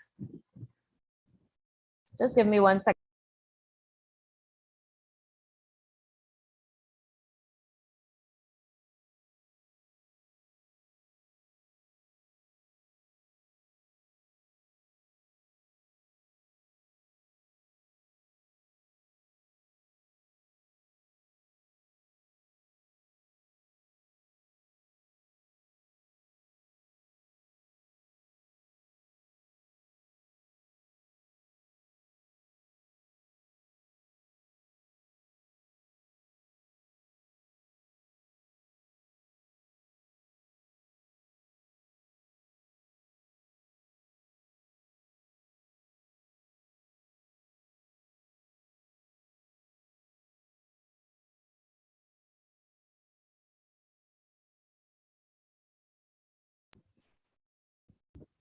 Okay, so I can't find my quiz, but don't worry, I will improvise. So this is group A. You guys would have been here before. Can you name 2 of the presenters you've had on Monday? 2 presenters you had on Monday. Group A, quickly, 2 presenters you guys had on Monday, because this is your second day.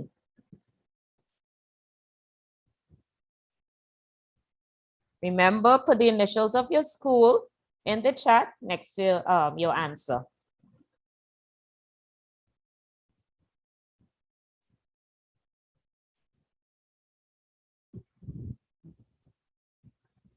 Students, these answers are taking long. So who did you guys have on Monday? On Monday, we had 4 presenters. Can you name 2 of those presenters we had on Monday?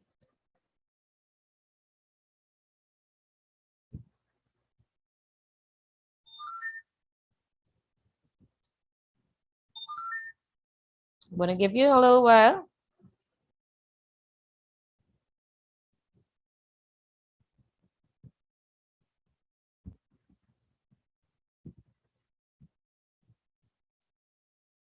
Miss Williams, are you there?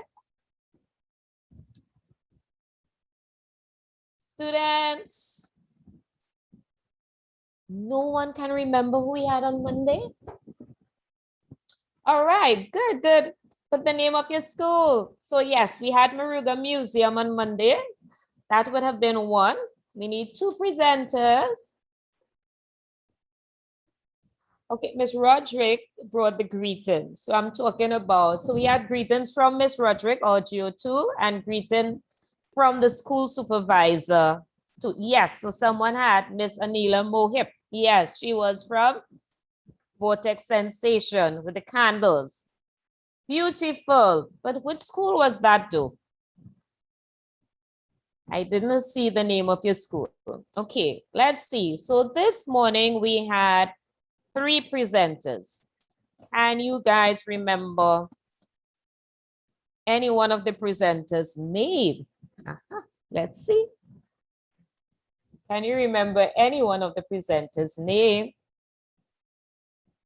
Remember, put the initials of your school right next to your answer.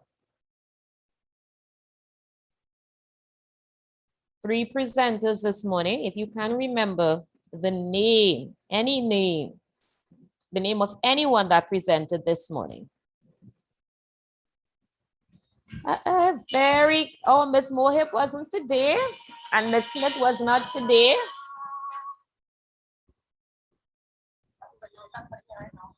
Excuse me, guys.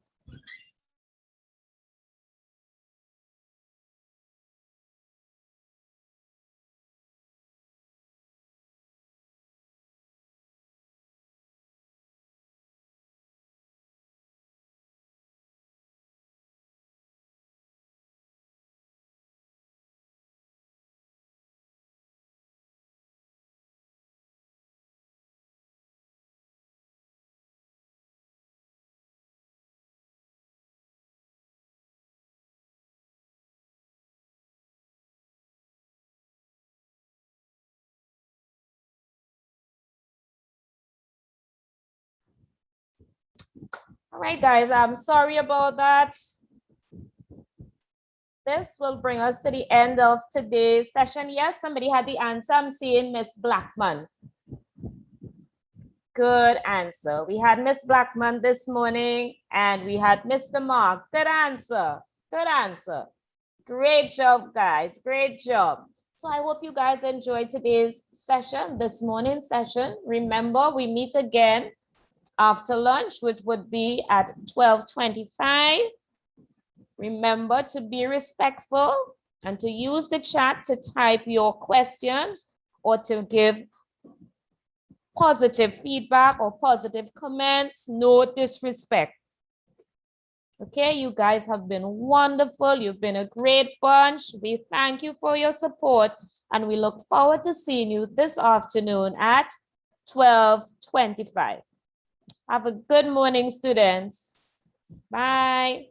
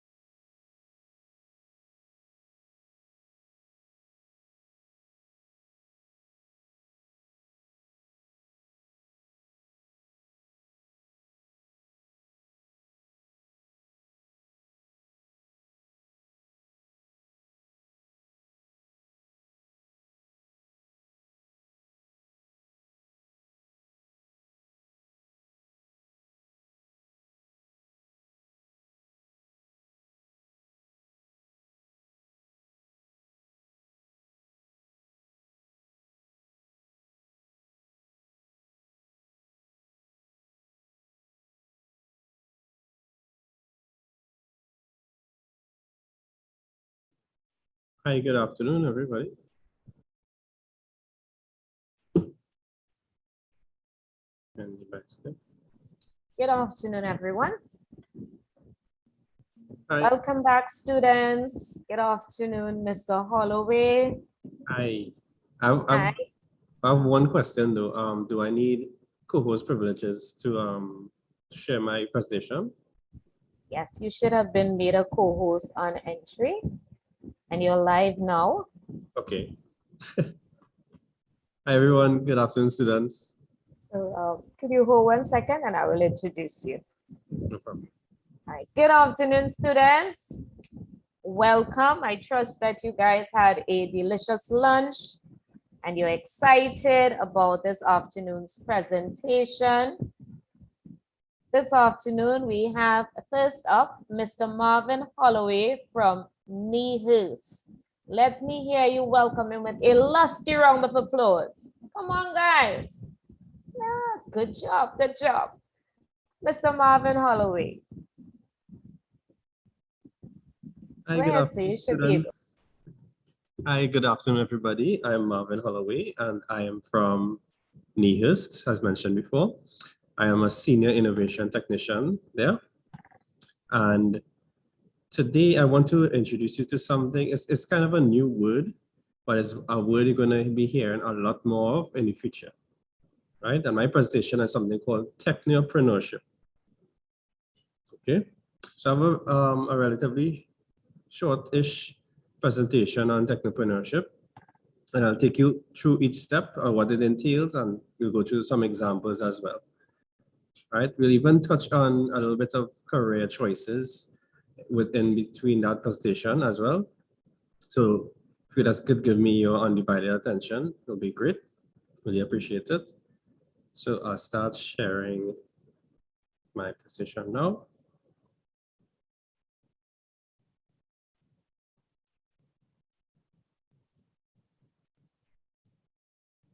Okay, so technopreneurship, right?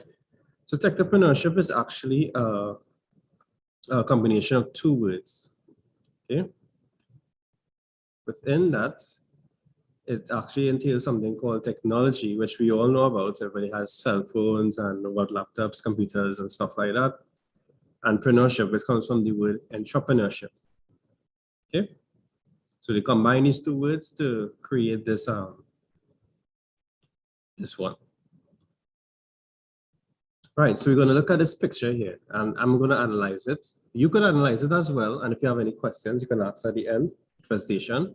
So we have a picture here of an entrepreneur, right? So I know most of you would have seen guys like this on the road and be like, okay, this guy is selling pineapples. I wonder, oh, I don't need to wonder because he has a large sign saying he has pine 10 for 20 and up, right? And normally we look at it and we gauge like what is he selling, why he's selling it at that price, and our parents, or even us to an extent, we look at it and say, all right, 10 for 20, that's a real good price. I should buy something like this. This guy is an entrepreneur. Entrepreneur doesn't have to be in a suit and tie or anything like that, right? And there's a simple definition for entrepreneur.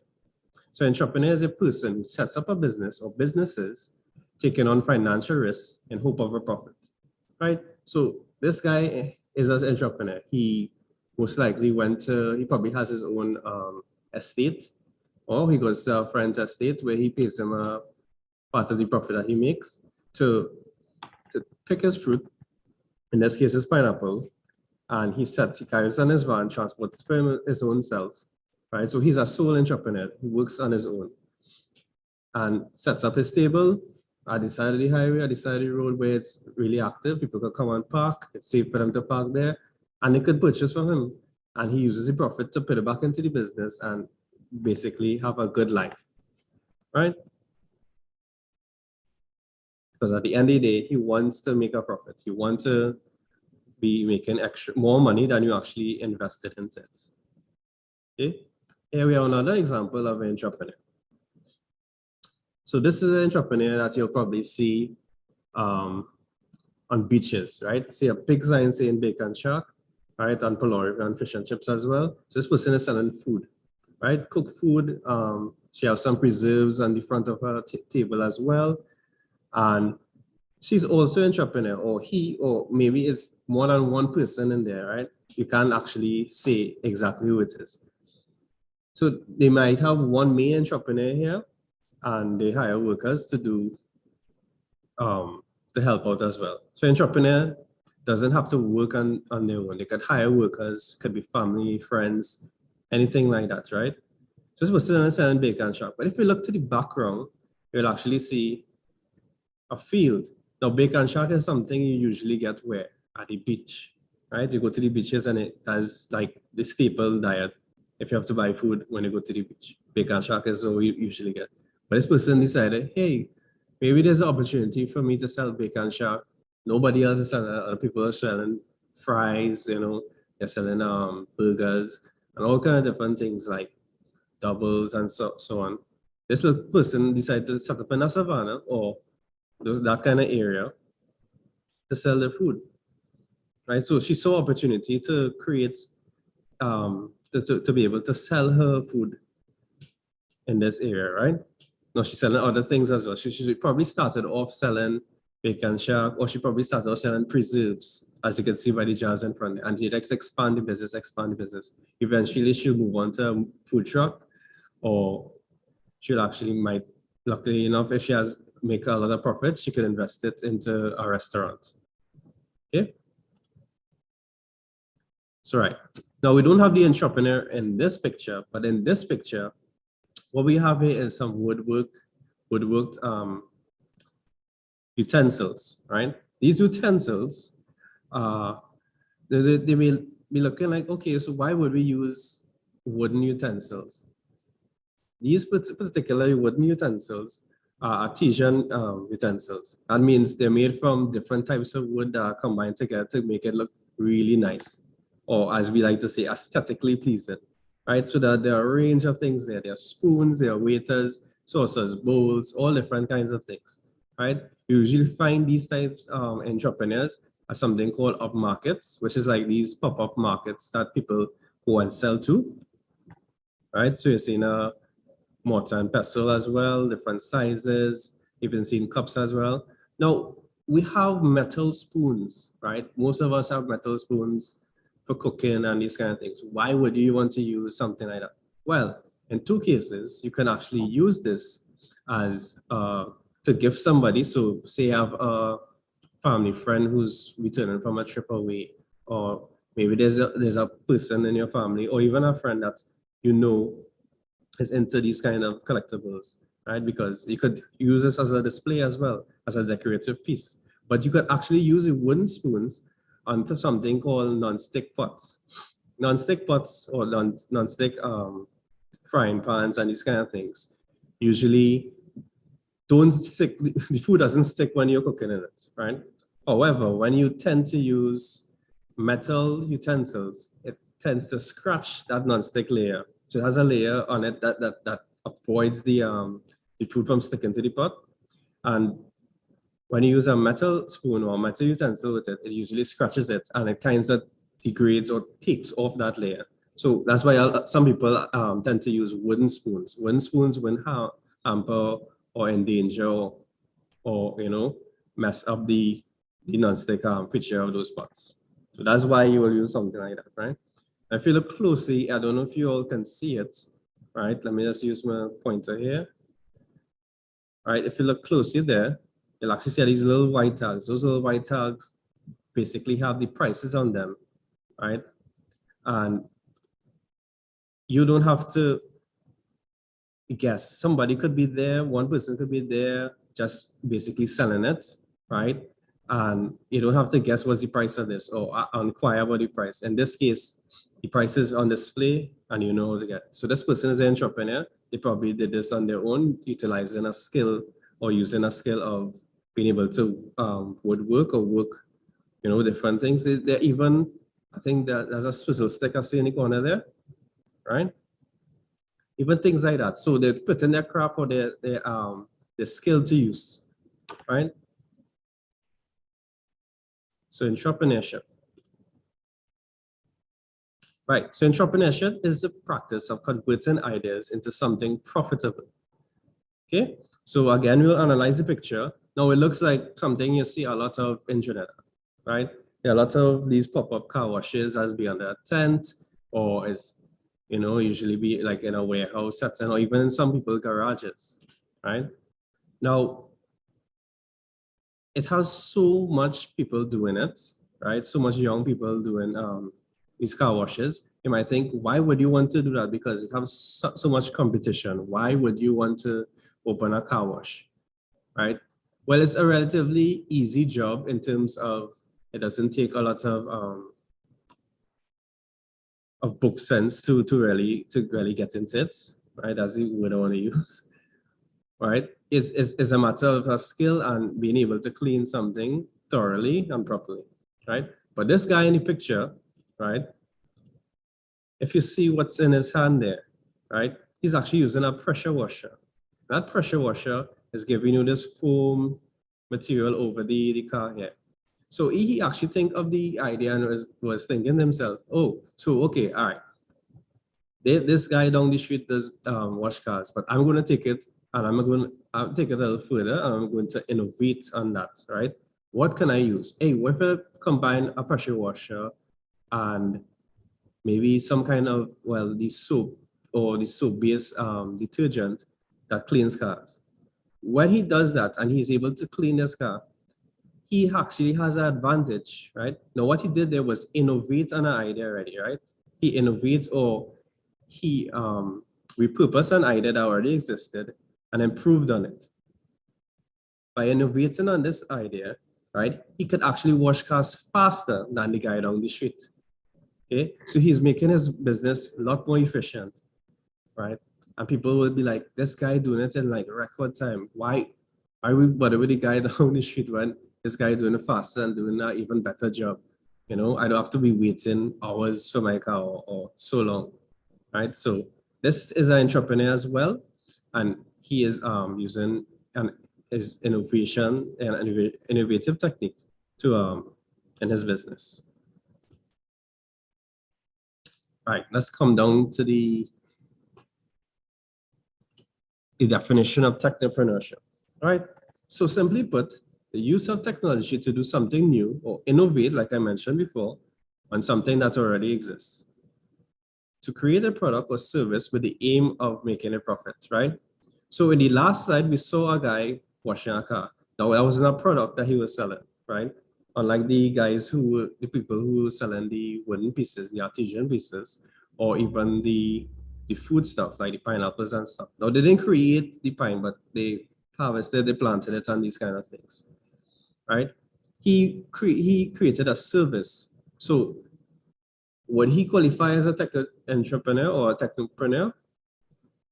I would say yes, because he took an idea, right, using some form of technology. Now, it doesn't have to be technology where you use a computer or phone or over the internet, right?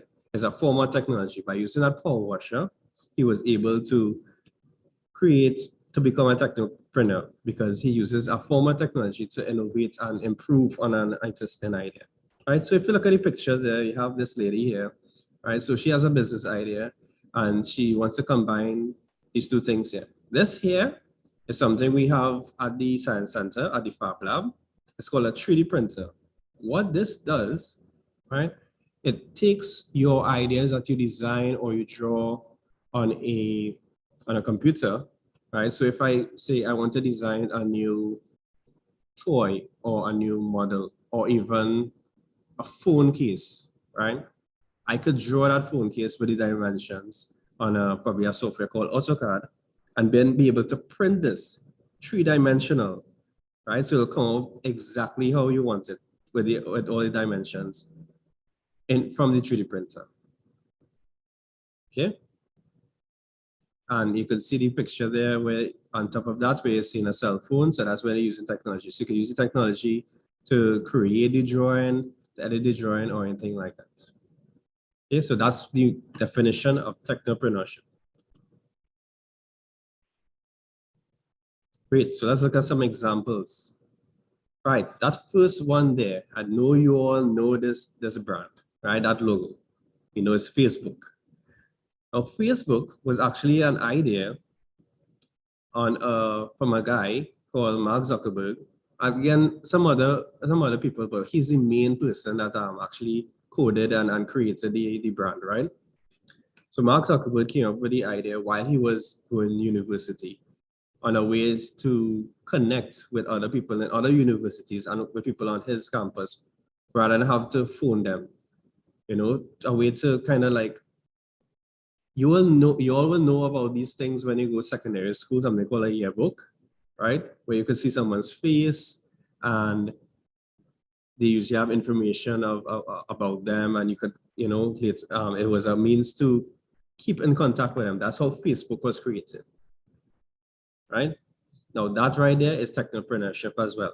He used technology as his service, and he used technology, right, as his tool to create a service that's known worldwide, right? But Facebook now owns WhatsApp, they own Instagram, which are kind of like different platforms, but different versions of Facebook, right? But it's also ways of connecting to each other, right? You all should know this one here, this logo. That's Republic Bank, right? So why Republic Bank will be here? Okay, normally when I go to Republic, or my parents go to Republic Bank, I see them stand up in a line, and we had to stand up in a line for hours. Now Republic Bank, as well as for Citizens and Scotia and all the other banks, right, have recently implemented a system where you could do your banking online, right? And they went even a step further, where you could actually do your banking via an app, right? That right there is a perfect example of technopreneurship, right? Rather have to stand in long lines, especially during a pandemic, right? They were able to accommodate to the customers and create these online services where you don't have to physically come in. And you all should know this is one of the oldest logos on this list. All right, so that's Apple. Now, Apple was created exactly like the story goes, was created in a garage, right? Right, so a guy named Steve Jobs and I think the other guy is Steve Wozniak created Apple as a way to bring computers or computing. This was a real long time ago, right, guys? So I know most of you all have computers in your home or have access to computers quite easily, right? Steve Jobs, at that point in time, it wasn't really accessible to them, right? So they actually created Apple with the means to provide personal computing, and it evolved into such a big company, such a profitable company that does so much more than what it was originally started for, right? Right, Amazon. Now, Amazon was actually started as a company to rent and buy books. That was the original purpose of Amazon. But then they realized there was a more demand for like shows, TV shows as well, right? And some people actually use that idea, right? Of Netflix, to bring that online service to people in every household, right? So Amazon, you could just go on Amazon and virtually buy almost anything. So it started selling books, and then they just expanded into virtually selling anything. Google, right? Probably the most used app on this list, right? Or service. So Google was actually called Alphabet before, right? And exactly what's the purpose of it is what it still does to this day, right? It's a search engine, is a service that allows you to be able to look for virtually anything. Anything you could possibly think of, you can find it on Google, right? So we have this picture here. And I'm gonna ask you a question. Do you think this guy is an entrepreneur, right? Or a technopreneur? Type your answers in the chat, guys.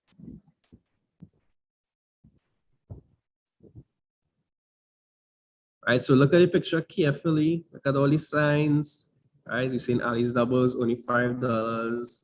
Right, I don't want to hint anymore. Just kind of look at it and trying to analyze, you know. I'll give you all about 30 seconds again, and you all tell me which one you think, right? And then I'll give you the right answer at the end. So I'm seeing one answer saying techno. Nice, nice.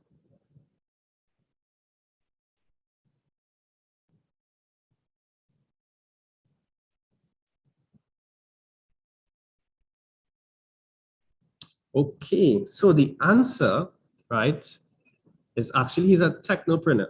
And I'll tell you why. Yes, he's selling doubles, so he's an entrepreneur first, right?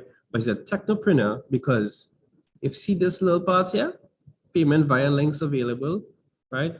And I bet he has a phone number that you could call and order in advance. Say you're rushing to work late and you basically want to, you don't have any time, but you're hungry and I need to get a doubles and at least have the best doubles. The chana is impeccable. The, you know, that the pepper is the best, you know, and it's getting hot right off the press, right?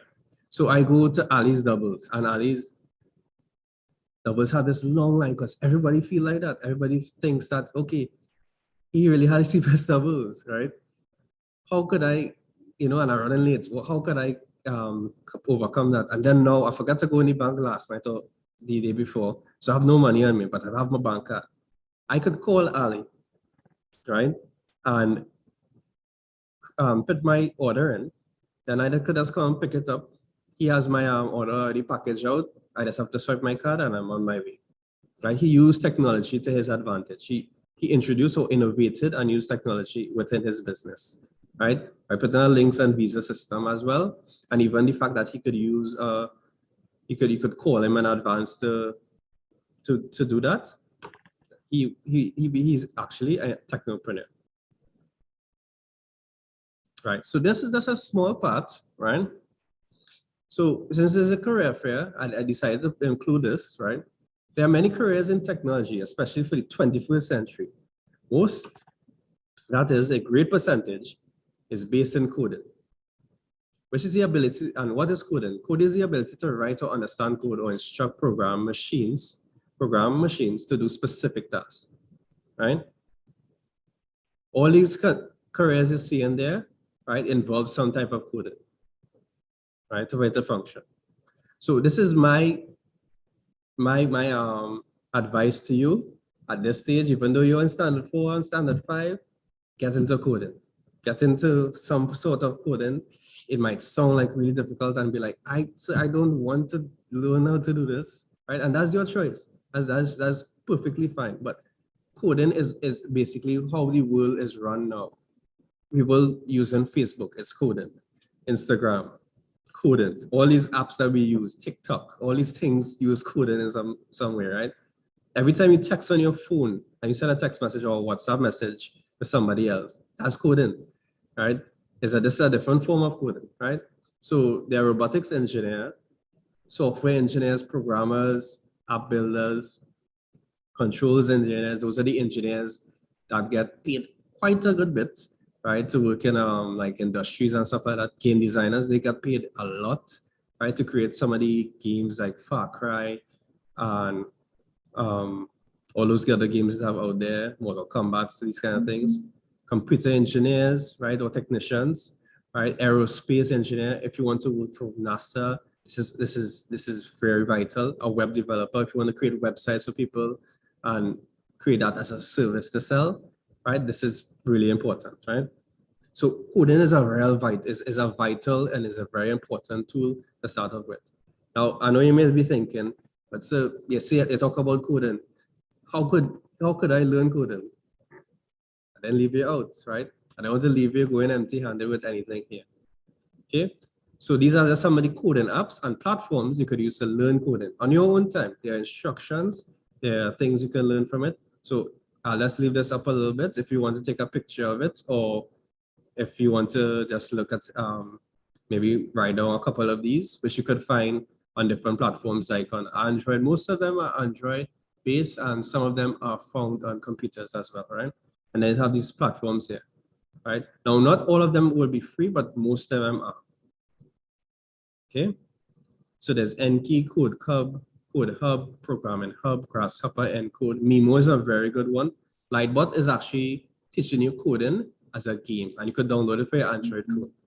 Tinker, Hopscotch, Spritebox, Python, which is like the most popular type of coding used around the world right now. And you all know about Roblox. Yes, doing Roblox actually involves a lot of coding, right? Even though you might not know it.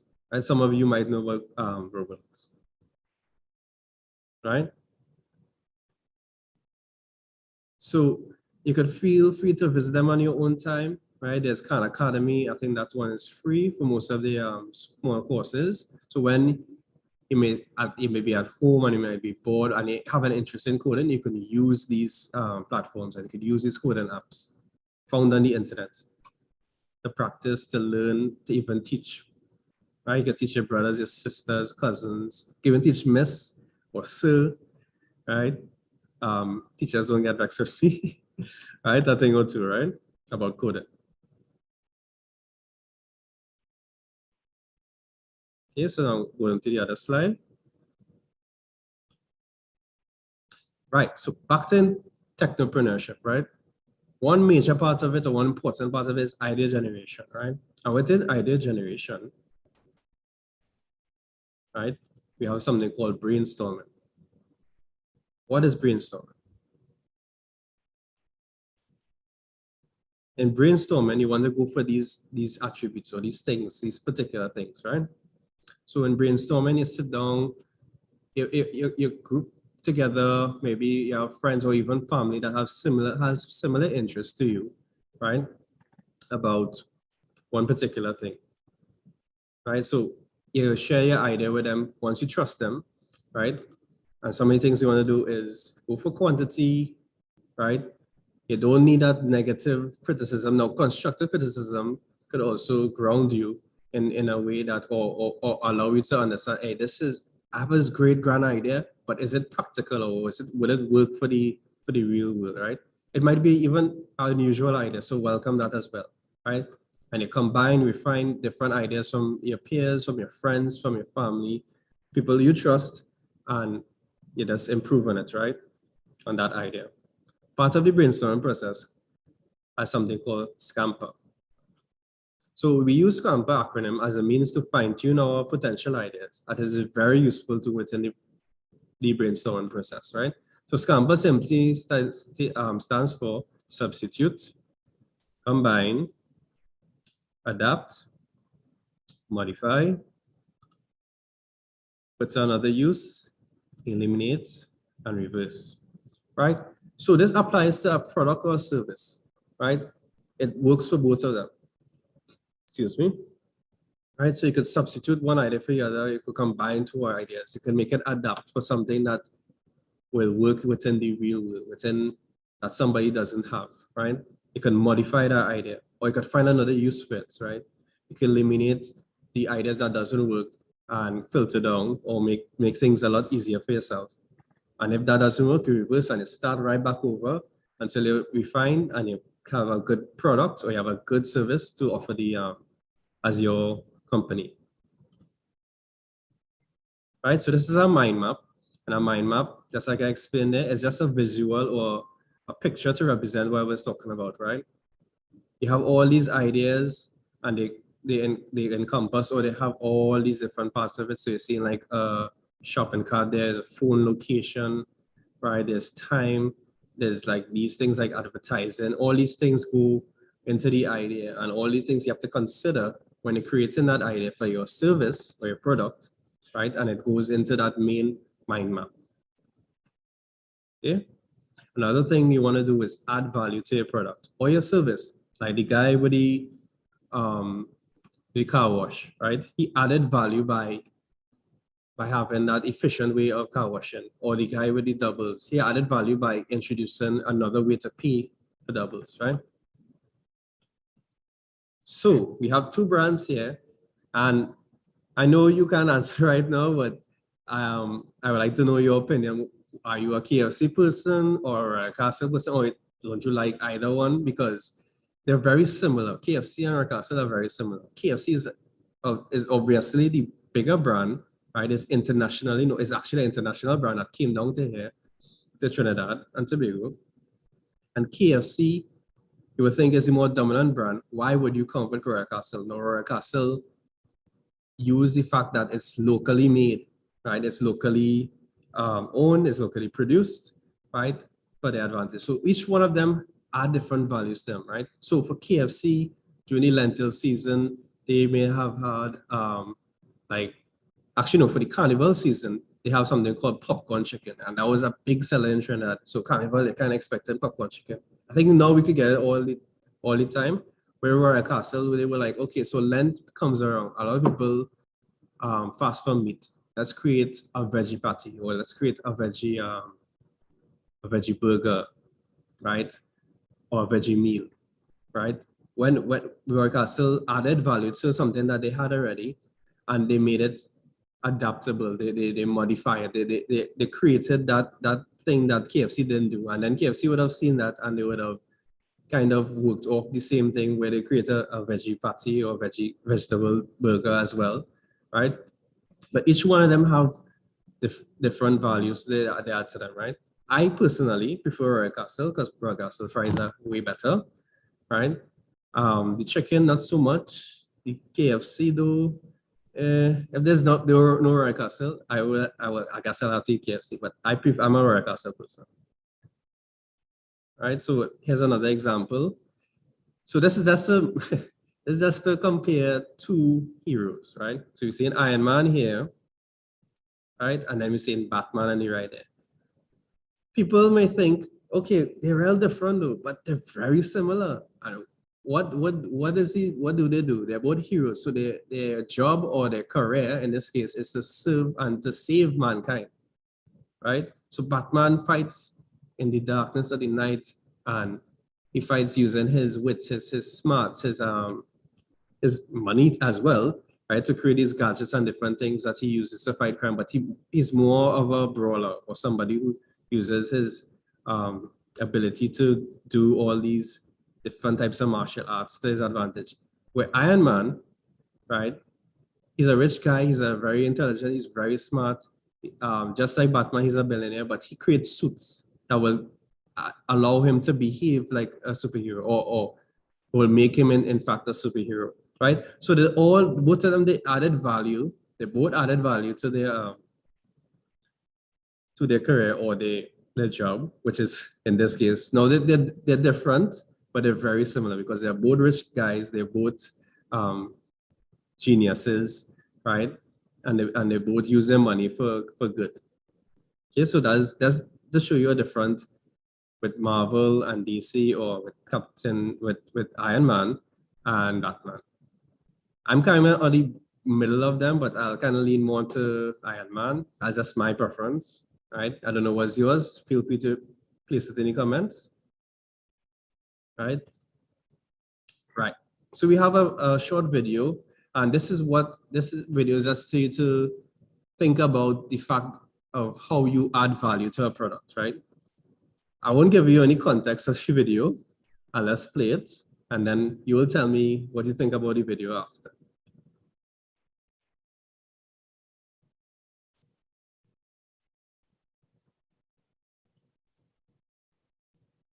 Okay, let me just get it to it.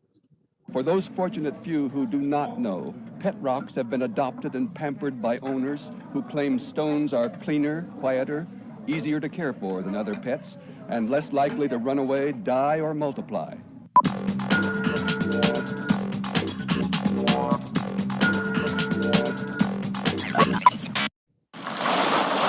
The pet rock begins its life on the beaches of Baja California. Dahl is the man who created the pet rock. An idea, he says, whose time has come.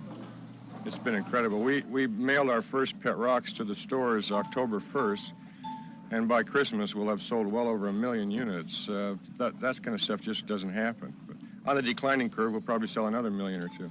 And then you'll be out of the pet rock business. Then I'll be out of the rock business and into some other insane scheme. Or lying on a beach someplace, not caring about it. Spokesmen for the May Company say that they are beginning to get returns of the pet rock. That one woman who bought one of these brought it back saying it was moving in the box when she bought it, but when she got it home, it stopped moving. Another wrote a letter to the store saying after she taught her rock a number of tricks, the rock died, and she had to give it a decent burial in the backyard. Jim Brown, KNBC News in downtown Los Angeles. Okay, so I hope you all heard that. So this is a guy selling pet rocks. Why would you sell something like that? Now he became a millionaire by selling pet rocks, and all he did was just add value to this, right? He saw probably was on a beach one day and thought about, hey, wait, I could sell these rocks as pets. Yeah, yeah. You don't have to wash them. That's my selling point. Yeah, you don't have to clean them. You have to clean up after them. You don't have to feed them, right? And he made now today, I don't think you could have a business like that and it'll work, right? But then again, a couple of years ago we had fidget spinners, right? And that's another example of people adding value. A fidget spinner was just a toy that spins in different ways, it's different shapes, but what did it do? How much of them are still around now, and how much of those things are in demand right now? Okay, so that's a perfect example of adding value. All right, so that's it for my presentation. Thank you for coming today. Anybody have any questions? Feel free to put it down in the chat. All right, and you can I'll get back to you and I'll try to answer them as much as possible. You can also, I'll leave these up on the screen, right? So those are the contact information for NIHUS, right?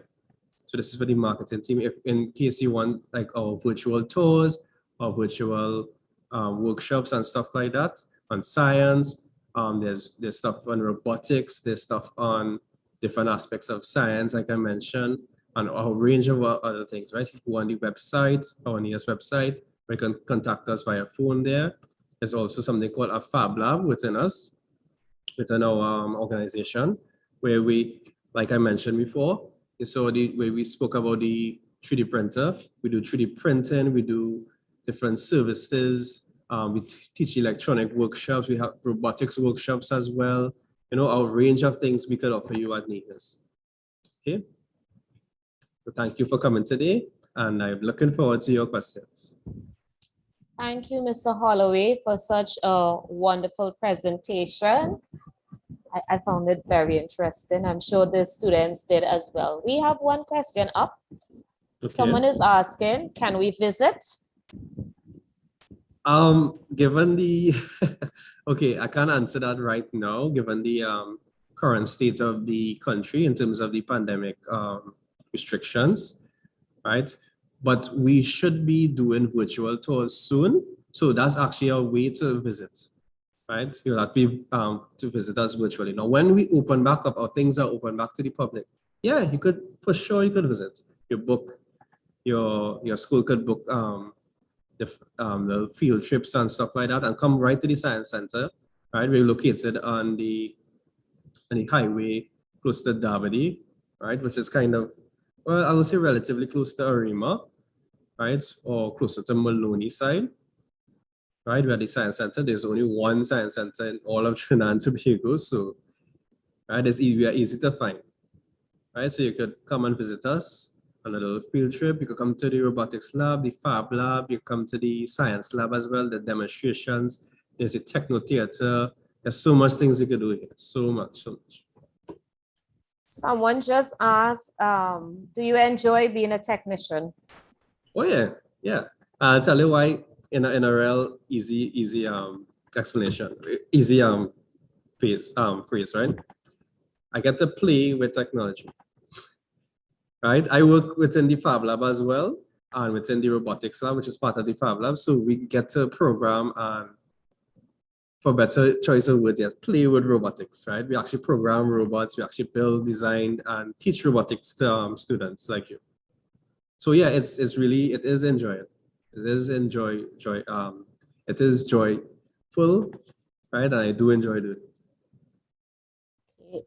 Can you take any business and add technology to it so that you become a technopreneur, as you stated before? Ooh, that's a good question. Most things you could add it to, right? But I don't think you could take any type of business, right? There's not. All right, so say for example, but actually in a sense, yeah, in this 21st century, you can, I would say you could to like at least 90% of most of the businesses, unless you create a business that is strictly physical and utilizes nature or something like that. But even so, for you to book that or maybe pay or have to pay for these services or pay for that, like say it's a retreat, right? Or even contact people, you're still using some form of technology like by a phone or a booking software or something. So I would say, yeah, there's almost no business that will do well in this day and age without some even if it's a small form of technology within it. It will work, but it will just add more value and it'll be more profitable and it will benefit you more if you add technology to it. Because as the world we live in is a technological driven world. Okay, Miss, and you're muted, I can't hear you.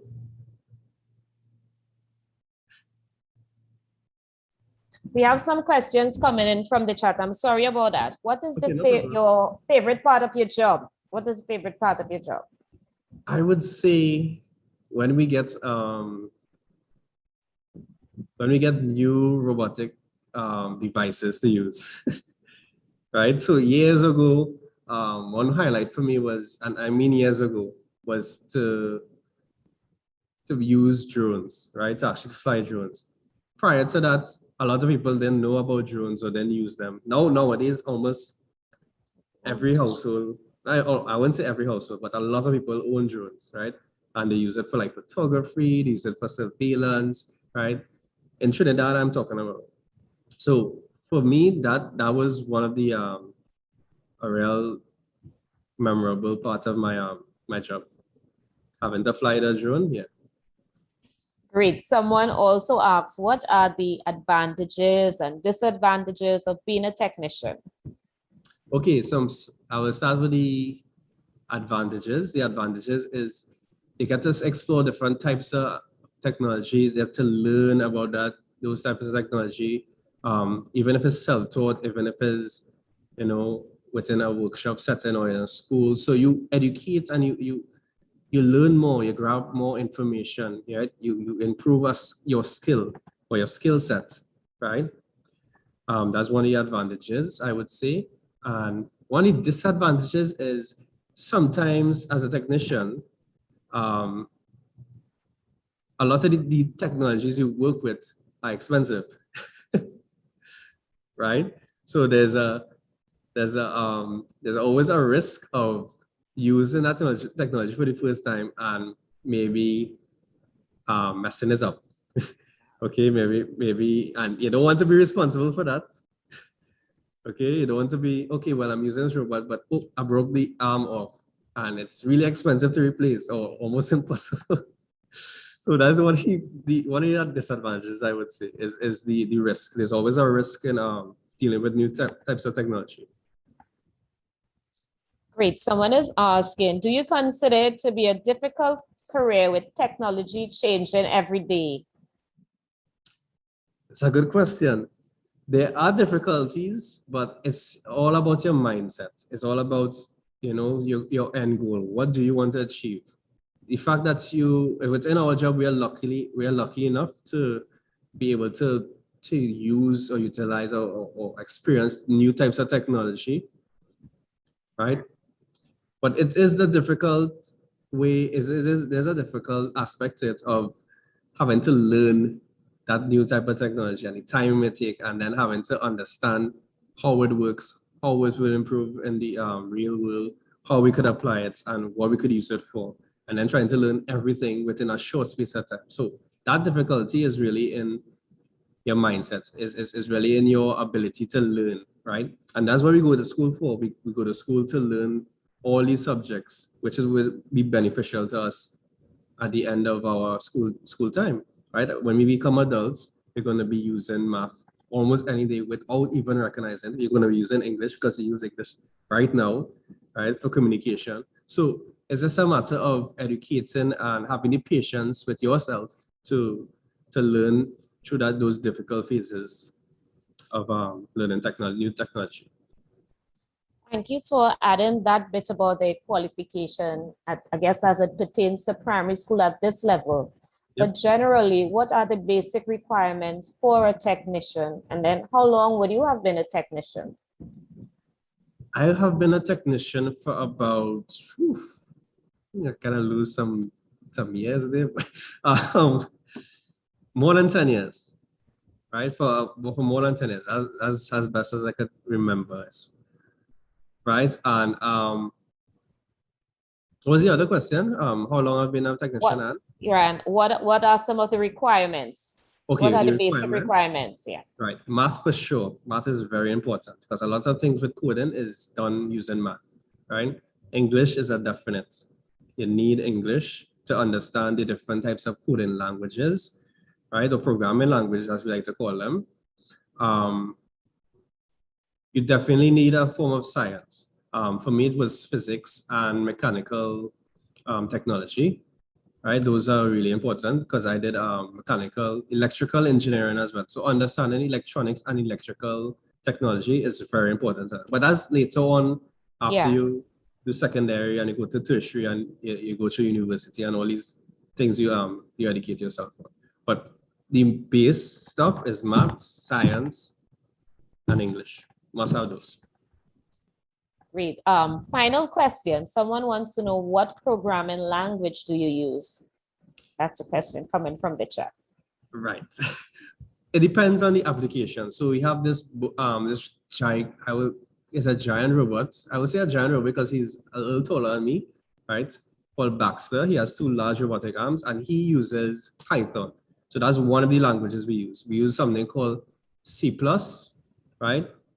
Which is a type of language that you find on a lot of game design software. Software uses C++ as well. There's also, well, not for us, but for web developers, right? People who design websites, and possibly IT uses a language called HTML5, right? Where they actually, that's the basis of the language that you use to build websites. Look at that. I learned something today. I didn't know they were called languages. So thank you very much. I know every day you really learn something new.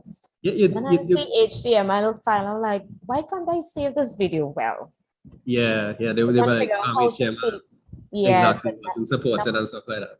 Yes, now I know it's a language. Excuse me. So I want to thank you sincerely for your time, Mr. Holloway. We have no further questions, and I hope that you would visit us next time, that you would join us again.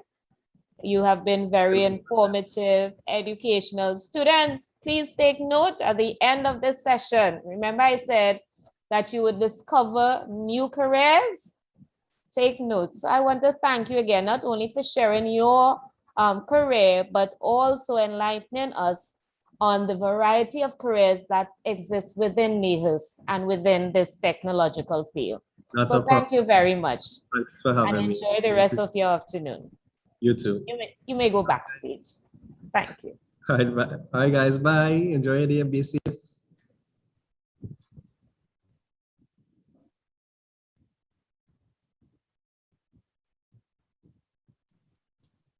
Great. So guys, I'm sure you're having fun. Stay tuned. We're up next. We have Y Farm. And we have the very exciting Mr. Alpha Senon with us. And I don't want to take up any more of his time. So Mr. Alpha Senon, I warmly welcome you to this, our virtual career. Thank you for joining us today. The floor is yours, boys and girls. Pay attention. Remember, type your questions in the chat. Mr. Senon. All right, great. Thank you very much. Pleasant good afternoon to everyone, all teachers, guidance officers, counselors, all parents who may be there as well, and all students, most importantly. You know, it's an absolute pleasure for me to share with you all this afternoon about something that I love, and I would be trying to get more people to love what I love, which is a very big A word called agriculture, or as we refer to it as agriculture, right? So it's a pleasure to be here. I mean, I always say when I'm invited to share at career days, This is what I needed when I was a child as well. And sometimes we didn't get that opportunity because when I was growing up and you know, a young student like you all, you know, we only had policeman, fireman, doctor, lawyer, somebody from Petrotrin sometimes, you know, come to tell us about different careers. And there's a whole world of careers out there that we need to share with young students, because not everybody will be a doctor, not everybody will be a policeman, you know. You need people to be YouTubers, TikTokers, farmers, fishermen, fisherwomen. We need all of it, right? And no one career is better than the other. Every single career serves a purpose, and it's just what you do with it, right? So let me share my screen. And I have a very exciting presentation, by the way. So don't feel like coming with no boring thing, and don't feel all you're going and be all. I want you all to engage. Yes, I cannot hear you all, but put your questions in the chat box, put your comments there, and let's have a grand time for the little 40 minutes that I'm here with you all. All right, so let me. Well, let's ask anyone if you've seen my screen. Who's on the Zoom with me? Yes, we are, sir. All right, great. All right, nice. So you must be wondering, you see the first question on the screen, who wants to be a farmer? I boldly asked this question, and I don't feel no way about asking it, because I'll tell you all something, right? He who feeds you controls you, right? And it's only a matter of time where money will become insignificant when you have to purchase food. And the only people who would eat would be the people who is growing the food themselves. And I ain't come here to do no prediction or anything like that at all, don't get me wrong. But I'm saying the times are changing, and even if you look at the pandemic that we are in, food security becomes a very serious issue. What is food security? Food security is being able to have your food secure, which means locked in a safe. I'm just kidding. Which means having food at all times in your country for everyone. But the food must be safe and nutritious, affordable. It must be easily accessible. And it must be grown in your country. It must be local. You can't say that your food secure and all your potato coming from America or all your rice coming from India. You know, that is not food secure in Trinidad. We must grow it ourselves, or as much as we can grow. Right? So who wants to be a farmer? I did. I didn't always want to be a farmer though, but I became a farmer. I mean, I think I was always a farmer because I grew up on a farm. I didn't really like it, but I had no choice because that was my chores. My father worked in Petrotrin, which is now known as Heritage, the petroleum company, but he was also a farmer. And one of my other lessons today would be letting you all know that you could be anything you want to be, and you could be a farmer. You could be whatever you want to be, and you could be a farmer. I teach agriculture all over the world. I teach people all professions come to my classes and our teachings, and it's not only farmers, you know, it's people who have other professions. But at the time will come where you'll take it more serious, right? So my work is to promote agriculture. This is me in my Dashing Bush patch, which is one of my most favorite places on earth. I absolutely love being there. I'm surrounded with love. I'm surrounded with money. I'm surrounded with food. I'm surrounded with mud and some mosquitoes too. But I love it. You know, somebody have to do it. If all of us hate mud and all of us hate mosquito and frog, then how you get callaloo on a Sunday? So my big question, who wants to be a farmer? Who wants to be a millionaire? Who wants to be a trillionaire? Right? And I know some of you might be saying, well, I'm not sure what, but let's see if it at least becomes something on your mind at the end of my presentation. And that is all I'm asking, to, you know, open your minds, you know. Sometimes mommy and daddy and granny would say, well, you need to become this in life, you need to become that. That's okay, but you must find something that you're really passionate about, that drives your purpose. You shouldn't be going to a job and wake up, oh gosh, I had to go to work today. How many people are here saying that? Because they don't really love what they're doing, right? So we must create that job, right? So let's look a little bit now into why I'm here, why I'm talking to you all, the importance of the role that you all has to play in this whole big picture of food and agriculture. By the year 2050, we'd have 9 billion people on this planet. Well, scientists predict that, right? And then going that wrong because it's increasing annually. We now have about 7.4 billion people. So that is almost 7.4, that's a 1.6 billion increase in people in the population. It's something like 1.6 and something like a little bit, but 1.6 billion, it's a lot. We are in the year 2021. The average age of our farmers are 55 years and increasing. If you think about the farmers in your community, I mean, it's elderly people, you know. We respect them, we love them, but they are feeding us. But we need to replace them, right? We need to replace them. By the year 2050, from 2050 to 2021, that is about, how much years? About 29 years, am I correct? Right? From now, they will be deceased. 30-year-old farmers, right? By the year 2050, I would love to be retired, right? 10-year-olds, by the year 2050, would be young professionals, because by that age, they will be almost, you know, like 39 years, 40 years, working professional class. So my question is, who will feed 9 billion people by that year? Is it the person who is deceased? Is it the person who is retired? Or is it the young professional? So today, that young professional is the 10-year-old. But what is this 10-year-old thinking about? Becoming a lawyer, an engineer, a doctor, a police, a scientist, pilot, teacher, you know, becoming a YouTuber, becoming a graphic artist, a animator, all the beautiful careers that exist, a social media content manager, you know, all these things that wasn't even there when I was a child, it's there now. And you all will explore the world of all of this, right?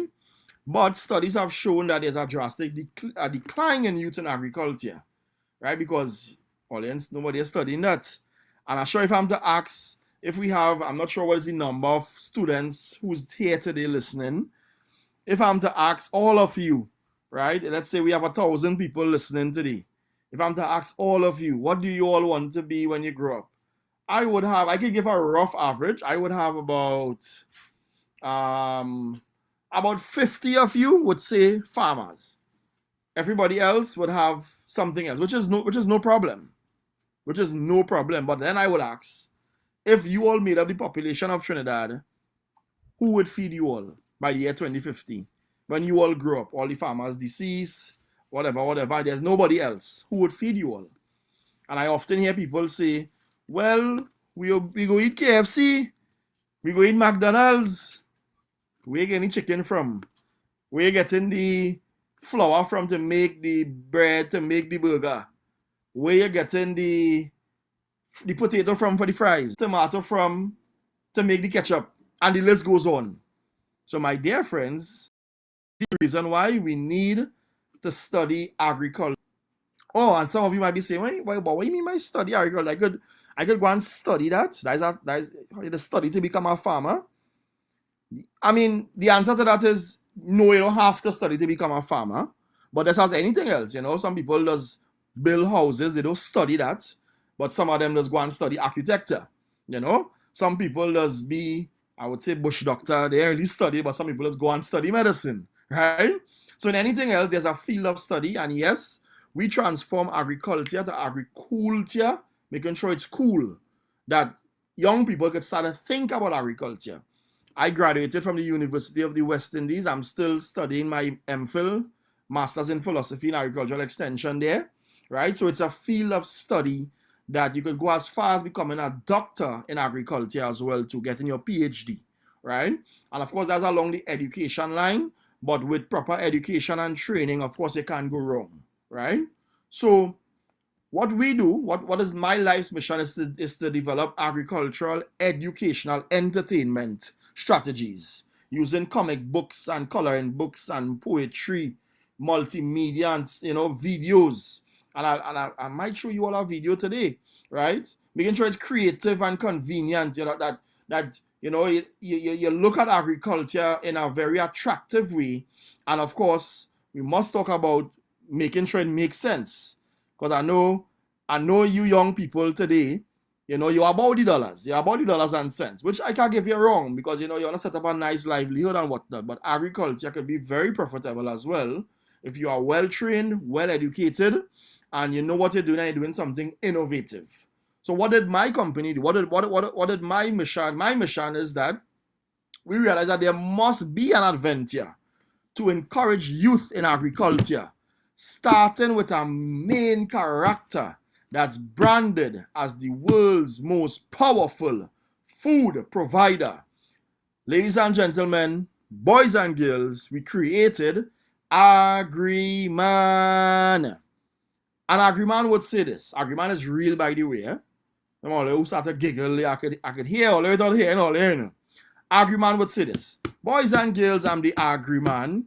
To feed the world is my master plan. If you plant one tree, you could eat for free. This could guarantee food security. From field to farm, let's let it sprout.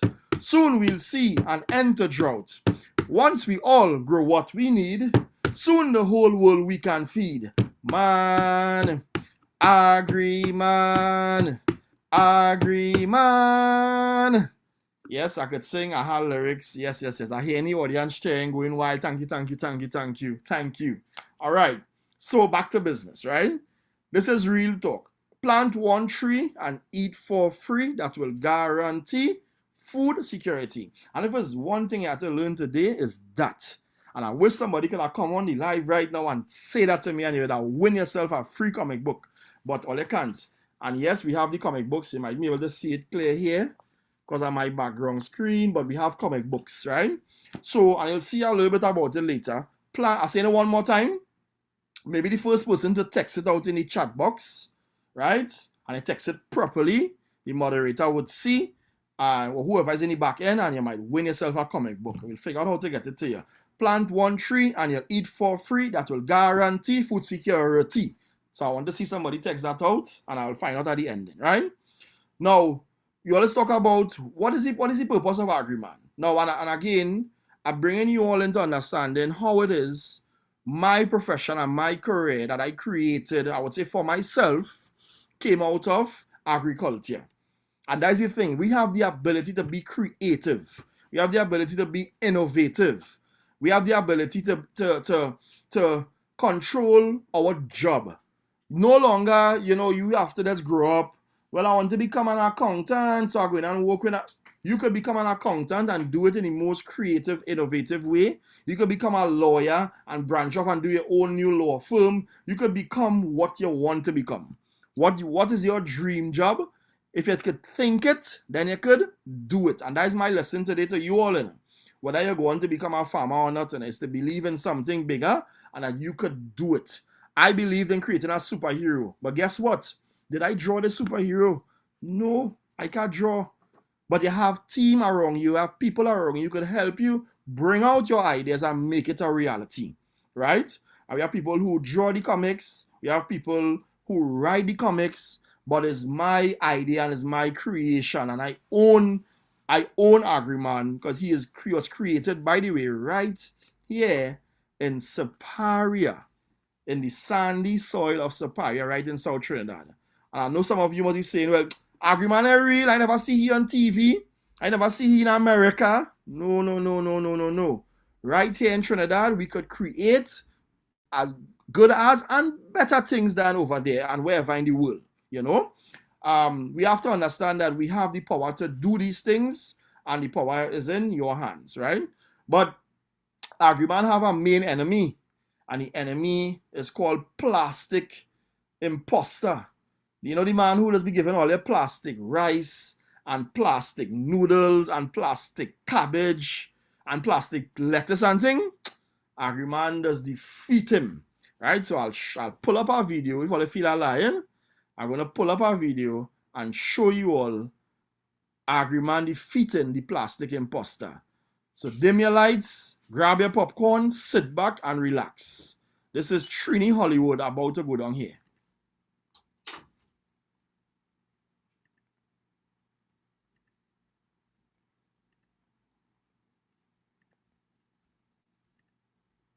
So I'm gonna do a testing, making sure you all seeing the YouTube screen and hearing. Well, I paused it now, but you all hearing? It's all about blast. All right. Sorry, say that again. I'm hearing on this end. Guys, you can type in the chat if you're hearing so that we'll know. Right, so I'm gonna play, I guess this should be. So I'm gonna play, sit back and relax. It's all about plastification. And I will plastify the nation. I'm on a mission to take this plastic and cover the entire world so that everyone will have plastic to eat in 20 years' time. Ha ha ha ha!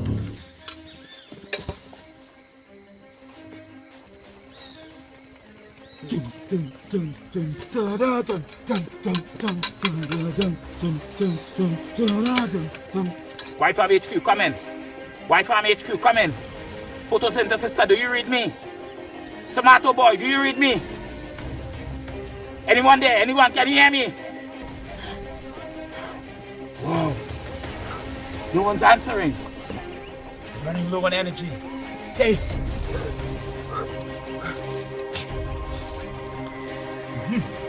Yeah. High in vitamin C, E, D, F, A1, B1, C2, and Z3. Let's go. Plastic imposter, no match for the Agriman.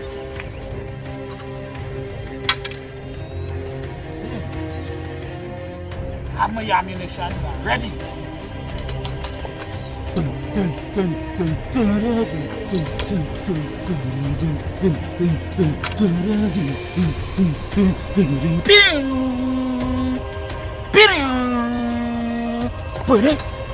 Can see him. 2-3 degrees, heading west. Then 2-3. Do I have the shot? Yes, I have the shot. Receiving the go. Do I get the all clear? No, he spotted me! He spotted me! Bygone bomb! Take that, you imposter! Coconut annihilator! You got him! I've got my ammunition!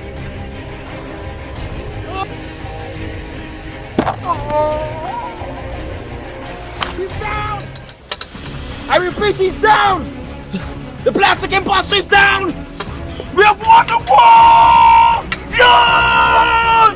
Once again, the Agriman, world's #1 food and nutrition security superhero, saves the day from the plastic imposter.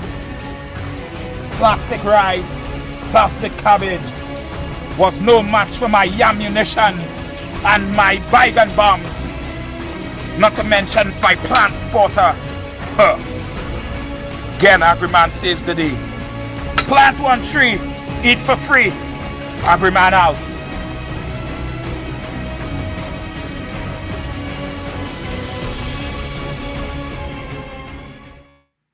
All right, so those of you who are doubting, Agriman is real and defeating the enemies, the food imposters, on a day-to-day basis.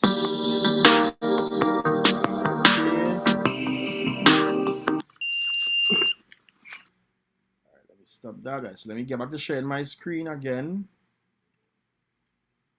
Right. All right. So there must be an adventure to encourage you in agriculture. This is Agriman here. When he was first created in Tobago, actually, as in this event was in Tobago. This young man here is a student from Tobago. I can't remember the school. I think it's Scarborough RC. And he really, really, really loved Agriman. So this is one of our favorite pictures. And this is 5 years ago, by the way, guys, right? This is Agriman today in his latest costume with one of his comic books that I will tell you all about shortly. So again, my mission is to teach agriculture, to plant a seed in people's mind that they would take on agriculture. And I always say you cannot wait until university to teach young people about food security. So then came COVID-19, where people was planting in every and anything. And I like to call this pit here swag agriculture, bringing the swag and agriculture together. And you get swag agriculture, planting in our sneakers. So your mission today, after this session, is to plant something in something that is unique. Don't want to take your daddy or mommy sneakers or shoes and plant in it. So get an old one, or an old pan, or an old anything. You must find some soil, get a seedling somewhere and plant in it. Agriman will be looking at you. Eh? So make sure and do that. And we do a lot of grow boxes, community development, food projects, and of course, most of you might have seen hydroponics by now, which is simply are doing farming without soil, and we use water, nutrients in the water to keep irrigating the plant, and it gets bigger faster. So when a lettuce would take 6 weeks in the ground, it now takes 3 weeks in hydroponics, right? So young people are loving doing this. I support young people who do this as well, and this is me that's bringing different things to your plate of what you could possibly do, right? And now we're going to talk a little bit about the business side of developing a product, because some people out there, like I remember asking a young man in a session we had, where food comes from, and the man watched me and tell me Price Mart. Like Price Mart have a farm in the back in the warehouse. They really? No, they don't. It starts on the farm, then it goes to the factory, then it goes to distribution, and then it comes to the supermarket, the Price Marts, you know, the restaurants, etc., etc. We'll see a little bit about that later on just now, right? So from the crop to the shop, right? What is it? What does that take? And again, understanding that different people are involved in agriculture in different stages. Some people may not be going in the dashing bush patch and planting no dashing bush, but some people might be just buying it from a farmer and packaging it, cut up your bush, your pumpkin, your okra, your pimento, your hot pepper, and package it. You know, as we see, we have a nice Agriman Callaloo pack packaged for the grocery store, right? And this is ways and means in which you could also make money, develop business in agriculture. So from the crop to the shop. Now let's talk about from the bean to the bar. Not the rum shop bar, eh? Come on, all you do with that. The chocolate bar, right? The bean, the cocoa bean, to the chocolate bar. I'm sure some of you, a fun fact, I'm sure some of you here don't know that Trinidad and Tobago has the highest quality cocoa in the world. The Trinitario cocoa. That's what the variety is called. And we as Trinbagonians, we need to know this. We need to celebrate what we are the best in the world. And cocoa is one of the things that put us on the map. But do you also know, in reverse, that a few years ago, we weren't allowed to make chocolate in Trinidad? We had to send cocoa to different parts of the world. They make chocolate. And guess what they do? They send back the chocolate for we to buy. That making any sense? So we can make our own chocolate? Nah, man. Nah. I say no.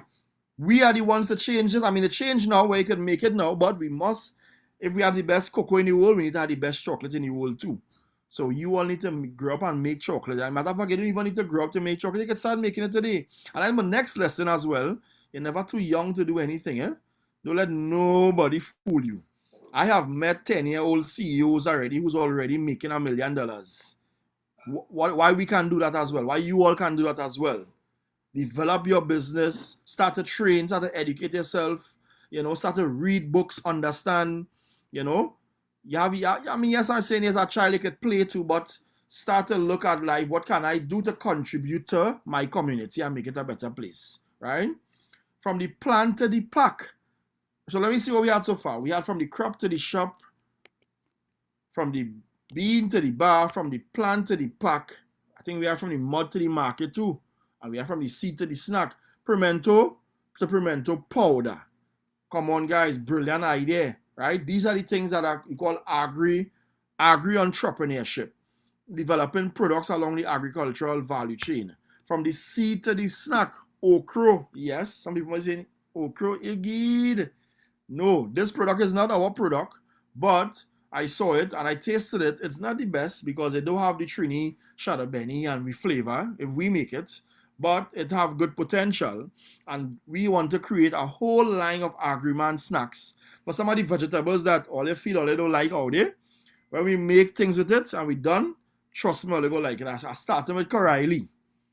And I'm sure some of you must be done saying, oh gosh, Coraili, nah. But trust me, Agriman Coraili snack in a pack coming soon near you. Dasheen cereal. So what we will eat cereal, what do you call them, boy? Fruit Ooze and Fruit Loops and Cheerios and Frosted Flakes and all these foreign things forever. What happened to our provision here? So why we can have a Dasheen cereal? Why we can have a Edo cereal? This is not my brand. This is not my company. I'm just promoting it. These people are from Tobago, as a matter of fact, right? So why we can have yam cereal for breakfast? That is what we need to eat. We shouldn't be Begonians. Eh? That is our diet, right? That is what we need to eat to beat all the diseases that's in the air. You know, God will put you in a place where He doesn't make things grow there for what you need. You must understand that, but right? So cassava flour, plantain flour, these are things that we must do, and these are opportunities in agriculture, right? Developing online marketing platforms. Market Movers, a partner company of ours, you know, they were the first to develop online buying, online selling then, you know, so you order your Dasheen bush, your yam, your potato, your whatever, your lettuce, and they bring it to your doorstep. We also started the same in Superior, Dasheen, your doorstep market. And let's look at some of the comic books now. This is one of the versions here. Well, this is your boy Plastic and Poster down on the ground there with the bucket over his head. I'm not sure where you have one.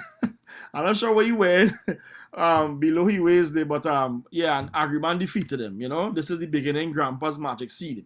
So we use comics to tell these stories to inspire you all.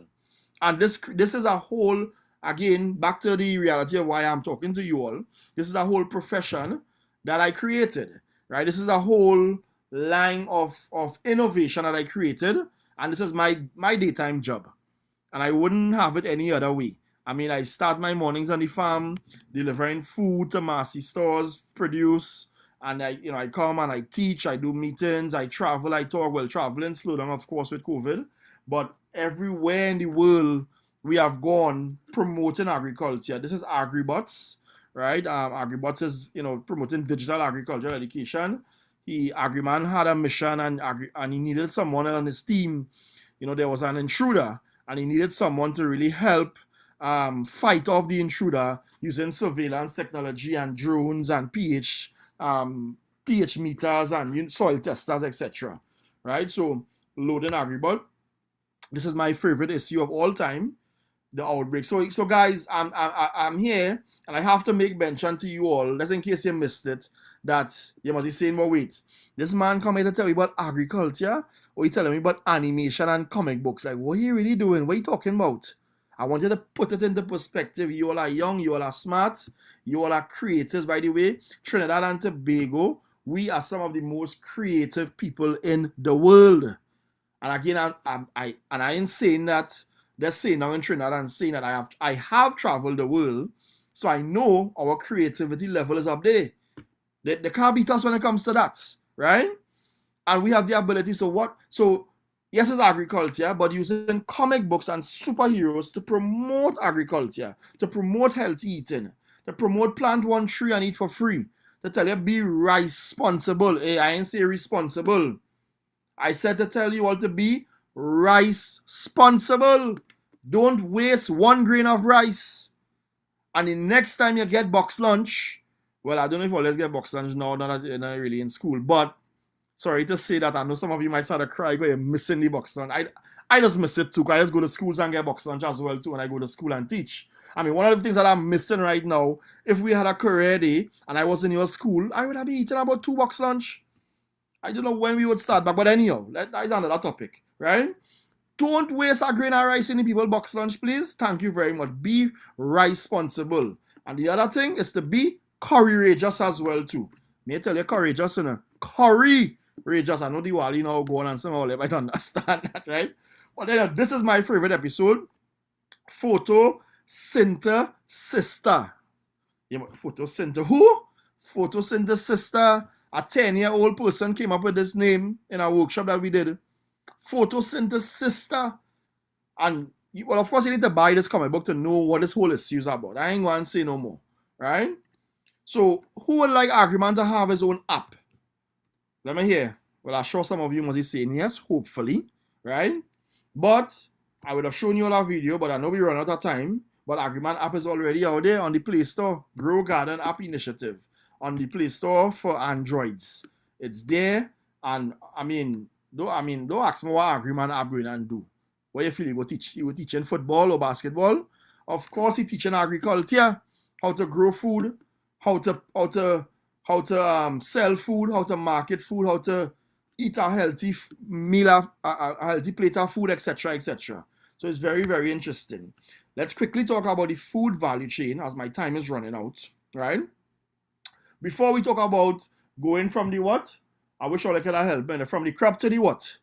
From the crop to the shop, from the bean to the bar, from the seed to the snack, from the plant to the pack, right? This is the process here and how it gets from there to there.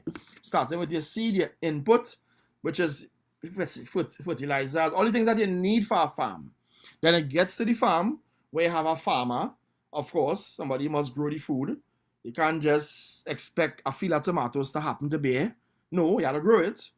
And then you would harvest it, and then you get to the processing where you get to the factory, right? Now, while I'm running through this, understand the amount of different people that can be involved. So this is the amount of different career options that you have along this entire value chain. Because guess what? One farmer can do all this. So that agriculture is more than just a farmer. You have a lot of other people in the factory who is dealing with packaging, who's dealing with marketing and branding. How do you get people to come up with a nice, with a packaging that people is excited to buy the package? How do you get the nutritional components on the pack, etc., etc. Then distribution, you must distribute it. Then you must retail it, get it to supermarkets, hotels, restaurants, you name it, and then to consumers, where you buy it and you cry it home and you eat it. So this is called the food value chain, and I want you to pay attention to this and understand this in a precise way so that you can understand that food does not come from Price Mart, or you just don't get KFC in KFC. And I mean, I ain't promoting KFC eating here at all. I ain't promoting KFC. I'm using it as an example, right? Or doubles does not come from doubles. You had to go through this. Somebody had to grow the chana, the flour, the wheat, and all the sauce that you like, the pepper, etc., etc. Right? So it's very important to understand this. So, ladies and gentlemen, boys and girls, it's a pleasure to have been given this 45 minutes to speak with you. I am Alpha and Farmer, you get it? Alfama. And I am definitely pleased to share with you all this afternoon. And it's my esteemed pleasure. Before I actually go, or I know you might have some questions as well, but before I invite the moderator to come back, I just want to share with you all that, once in a lifetime you might need a police, a doctor, a lawyer, pilot, etc. But 3 times a day, 4 times a day, 5 times a day, guess who you need? A farmer. I mean, people like me who does eat a little more than 3 times, more than breakfast, lunch, and dinner, you need a farmer. And is it up to me, or it's up to you? It's up to you all to think about agriculture. I showed you all the beautiful innovations, enough to whet your appetite to think further and develop your own field of agriculture or whatever you want to be when you do grow up. And I like to say, Why you had to be something when you grow up? Why you can't start from now?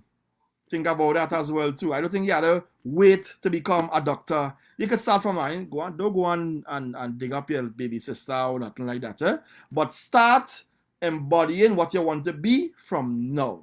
So thank you very much, Madam Moderator. And thank you very much, Mr. Senon. Exciting presentation. Can you hear me?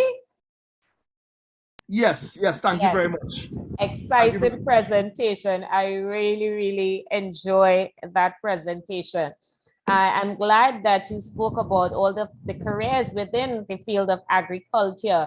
And I'm also happy that you made agriculture into so much fun. So guys, we know another field that we can go into is that of an author while you're an agriman. So the first question that came up on the chat was, where are your books available? At what are some of the stores? All right, sure. So we have the books in let me call kind of nationwide quickly. Trin City Store, Sharon's Bookstore, UE Bookstore, St. Augustine, Paper Base Bookstore in Normandy Hotel in St. Augustine, in Centrascape Bookstore, in further south in Superior, Simar's Hardware, Simar's Bookstore, Lisa's Pharmacy as well too. It's also on Amazon, and you can also as well, if you could message our Facebook page or Instagram page, you could order and we could actually post it directly to you as well too, if you can get to one of those stores. Someone wants to know, is it exhausting to be a farmer? Yes. Yes. I will answer that by saying yes, but I think it's exhausting to be anything. Everything you have to work hard. What I did is sit down in an AC room whole day, crunching figures on a computer, and that's your job. That's exhausting too, but it is exhausting, but it's rewarding and it's fulfilling. And that is what I want to leave with you all as well too. You must get a job that is fulfilling to you. At the end of the day, when you rest your head in the night, you could say, yes, I did something today. And you seem quite passionate about being a farmer. And I think that's what people need to do. Find something that you're passionate about. Someone also asked in the chat, can we see the app? Do you have the app available? Can we see it? Yeah, I have a video that I could get on YouTube to play, but we have the time? We've got the time. You're our last presenter for the day, so we've got the time.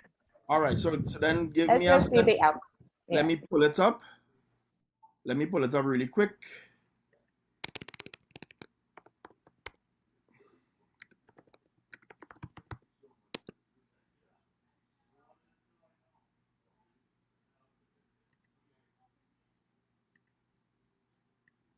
Right, so I'm going to share back my screen. And let's see the app. Happy that you asked.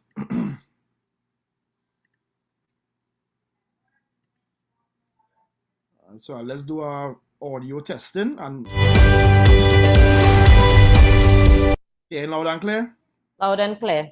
Let's pull it back up and let's play it. Wheel and come again.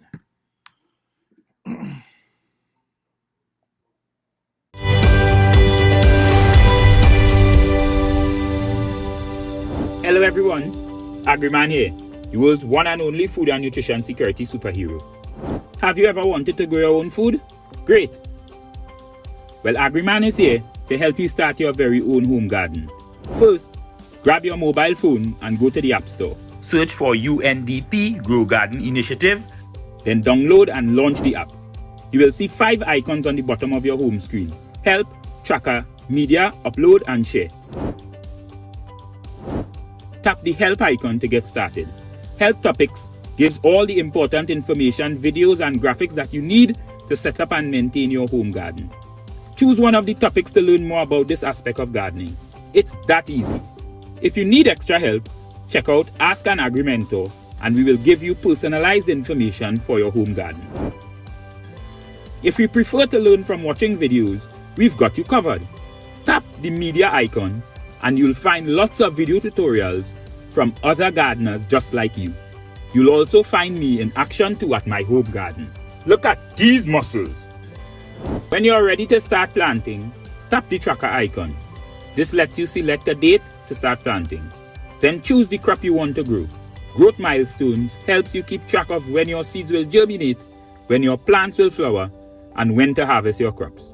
You can also add updates about your crop health. Bonus! Be sure to check on your tracker calendar regularly to monitor your garden. Be sure to check on me too. I am a handsome superhero after all.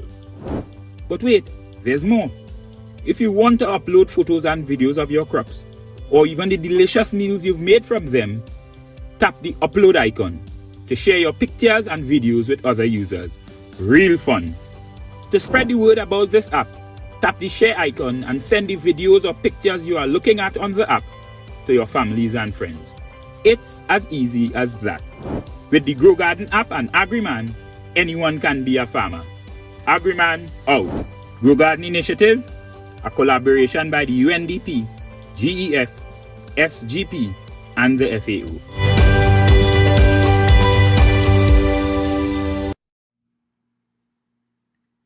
All right, there you have it. Thank you so much for sharing with us. Is that a free app? Yes, it's a free app on the Play Store. Great. Ms. Williams, do we have more questions coming in? I saw someone answer someone typed the plant 1 tree and it for free. Yes, someone answered that earlier on. Khadija Mohammed, well, one of you will have to let me know how to get her a comic book. I would love to get her the comic book as I promised. So please have her information for me, or I could get it to one of your teacher, or whichever way possible. So Khadija, can you type the name of your school? Yeah, the initials of your school, yeah. Next to your name. And so your guidance counselor from your school will be able to get on to your teacher, and we will get on to Mr. Senon. Guys, did you enjoy that presentation? I'm sure I can only hear yeah in the background. Mr. Senon, it was indeed a pleasure. It was indeed a pleasure having you on with us today. We truly enjoy that presentation. You have so many innovations, and they presented before. You spoke about technopreneur, involving technology in your business, and the fact that you're able to create an app, even the Agriman, the whole thing is just so wonderful. And anyone, you have made this session so age appropriate, so that anyone, can understand what you're saying. And I'm sure you would have made an impact on our students today. And I sincerely want to thank you for being part of this virtual career fair. My absolute pleasure. I wouldn't have it no other way. It's my dream to be able to speak to students and inspire them on a daily basis so that they can make the change that they want to see in their life. So thank you again. Okay, so the child is from my school. Okay. So I will get that information onto you. Thank you very much. Very, very much. Thanks again. Hi, everyone. Have a good evening and be safe. You too.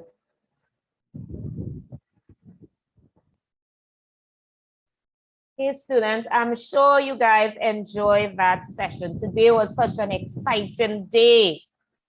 I was very pleased with what we had today. Now I'm going to ask a question, and you can type your answer in the chat for me quickly. You have spent 2 days in our career fair. You guys have 1 more day to go, which is Friday. Have you discovered any new career? Quickly, if you have, type your answer in the chat. Have you discovered any new career? Just name one.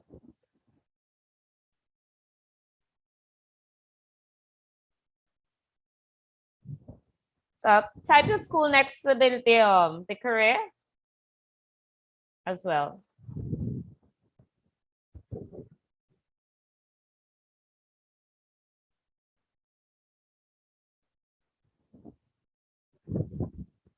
Do we have any answers coming in? Ms. Williams?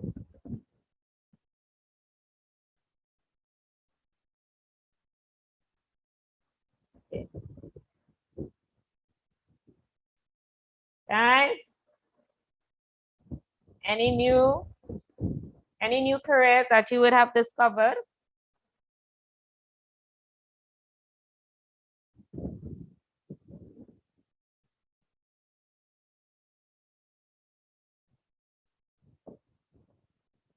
Miss Williams, have you seen anything?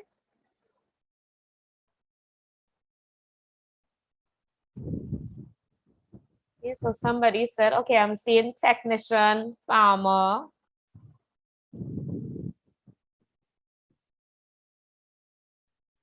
Because remember, and I'm talking from, you guys would have been here on Monday as well. So if you remember any career from Monday that's new to you, you can type it in the chat as well. I'm sure today, like Monday, would have been a learning experience for you guys. And so I want to thank you all for coming on with us. Don't forget, we will be here on Friday. Your group A is required to be here on Friday as well at 9:30. We will wrap up our virtual career fair on Friday. Students, you can use this opportunity as a report challenge, maybe to do a report on our career fair. Some of the benefits you would have had, some of the advantages and disadvantages of attending a career fair you can include in your report. So I want to thank the teachers, principals, students who would have joined us today. Thank you for coming. Thank you for staying with us.